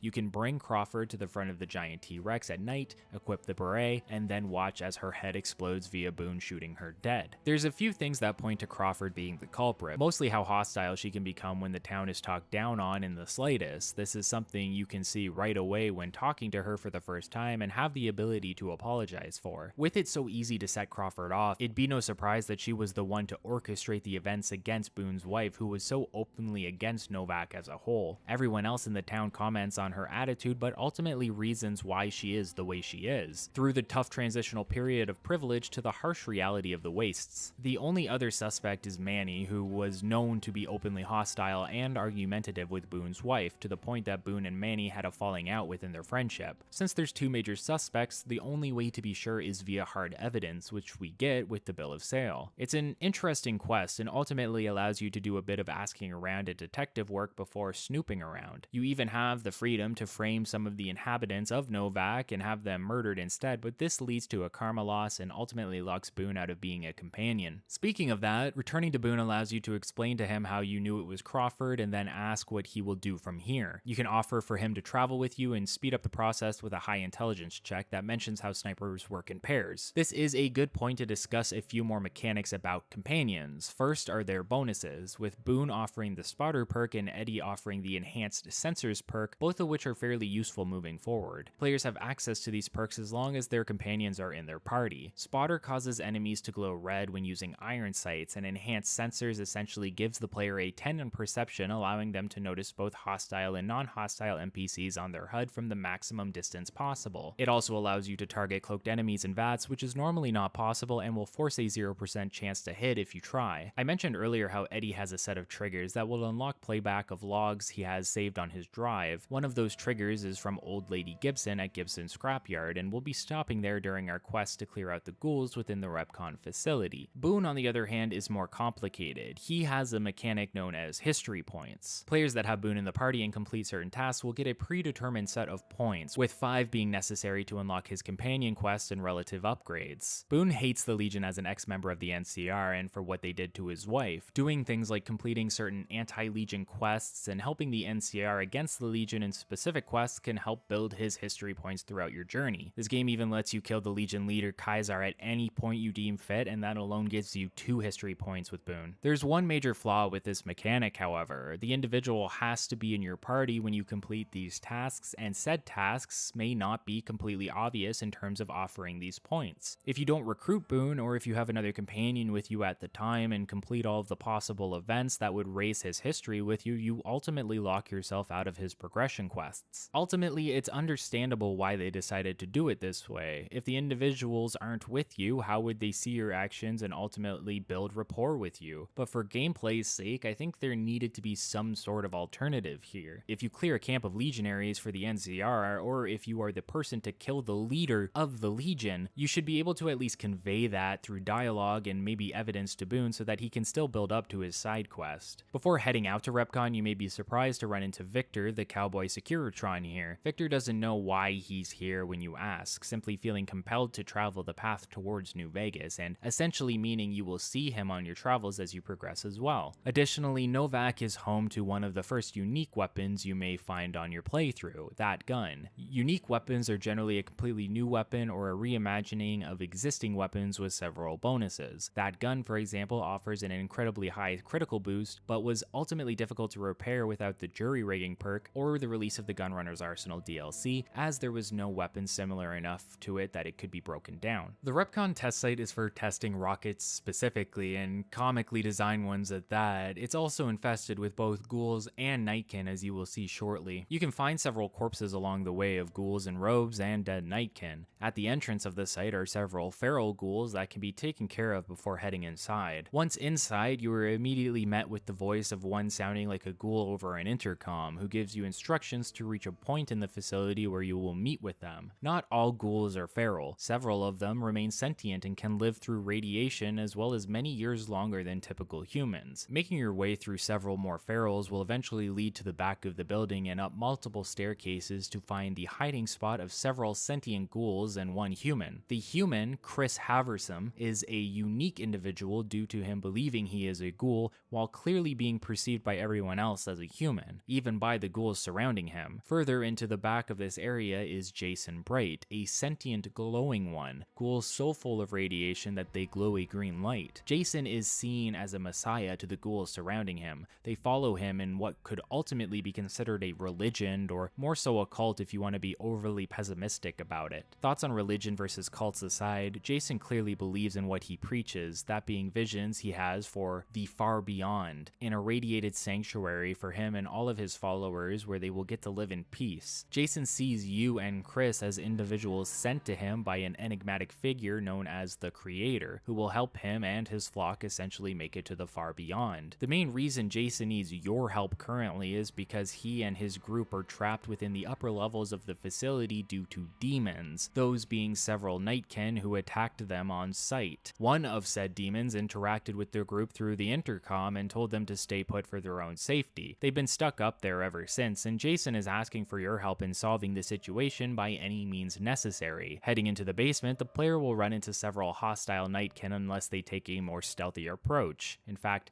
taking out too many Nightkin along the way locks the player out of resolving the conflict via a more peaceful approach. As you progress through the basement, you will come into contact with a non-hostile Nightkin by the name of Davison. While not hostile, Davison is still suffering from the effects of the Stealth Boys, to the point that he believes a nearby deer skull named Antler can talk to him. Antler appears to be the reasoning side of Davison personified into an inanimate object, a way for his rational thought to be conveyed to him. Antler informs Davison that the player may be of use to them, as they were informed through a shipping manifest that there is a large shipment of Stealth Boys delivered here. There's only one room left for them to search, but it is being guarded by several traps and a ghoul who is hostile towards the Nightkin and has killed several of them. Additionally, if you kill too many Nightkin along the way, which you will likely be forced to if caught, Davison will be openly hostile with you and lock you out of further peaceful progression, as I mentioned previously. This might sound like an annoying requirement for you as a player, especially if you haven't been leveling up your stealth stat, but the developers accounted for this.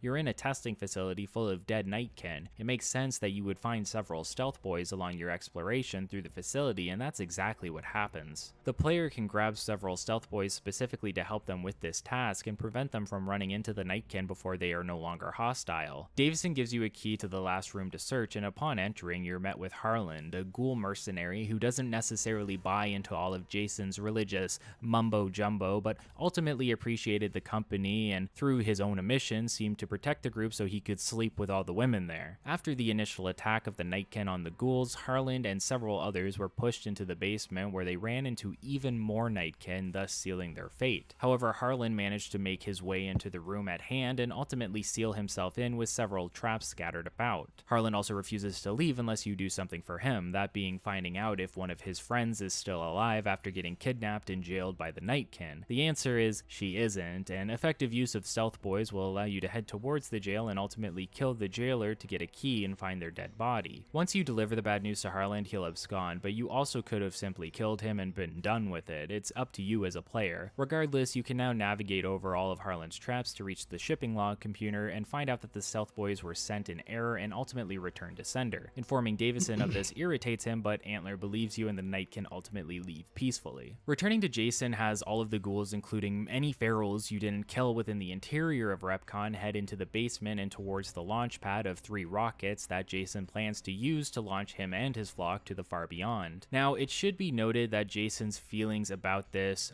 are genuine, but it should also be noted that this is the dumbest idea from any NPC potentially within the entirety of New Vegas. It's so unimaginably stupid to think that these rockets are going to go anywhere other than the ground. Well, they'll fly, but not very far and not for very long. The ghouls also get these silly spaceman suits, and you can pick one up for yourself as well. Talking to Jason here allows you to inquire a little bit more into Chris. Originally, the ghouls tried to convince Chris that he was human, but ultimately failed in doing so. After realizing how technologically adept he was, they planned to allow him to work for them under the assumption that he would be joining them, but the radiation surrounding the launch and expected to be within the far beyond would kill him, meaning Jason has lied to Chris about all of this. You can choose to chew Jason out about using Chris, but Ultimately, in my opinion, this is what Chris always wanted, and you can convince him of this fact after breaking the bad news to him. A speech check of 50 lets you get through to Chris about the fact that he is truly human. In fact, the only reason he believed he was a ghoul was because he grew up in a vault and was bullied. Ultimately, it was the loss of his hair that acted as the final straw that broke the camel's back and had him go full goblin mode, or ghoul mode. Chris is pretty livid about this revelation because he feels used, but Jason didn't mean any ill will towards him over this, to the point that the ghouls revere Chris as a saint in their eyes, and you can convince him of this and also convince him to move to Novac after all is said and done. There's some maintenance to be done on the rockets before they can launch. In particular, Chris needs thruster modules designed specifically for the rockets, as well as Isotope 239. The thruster modules are easily found within Gibson's scrapyard. You can pay for them, barter for them, or use a perk to get them for free. You can also simply steal them after picking a lock. Since Gibson is the first person we talk to with the Eddie trigger, this will begin his first recording. The Isotope is a little more open-ended. The giant T-Rex shop in Novac actually has several rocket ships which contain some sort of irradiated component. 5 of these rocket toys will be enough to continue the quest, and this is usually how I go about it. However, you can follow a quest marker that takes you to a dead pack Brahmin and find a sealed isotope out in the open. Returning these items to Chris allows him to get the rockets ready to fly. If you went the other route and allowed Chris's rage to lead to revenge, you could instead gather items to sabotage the rockets, but we're nice people and ultimately going to send these dudes on their way. Once everything is set up, you can head to the launch tools and pull the lever to start the process. An intelligence of 4 or less will allow you to mash the buttons on the machine until you ultimately sabotage the launch. A science skill of 55 or higher will allow you to actually improve the launch I'll be slightly, back. though this doesn't really Gonna matter get outside of something a to karma eat. bonus. Once the launch is complete, Chris will head to Novac and you'll gain a Yeah. I'm gonna get some BRB gonna stream. Bye.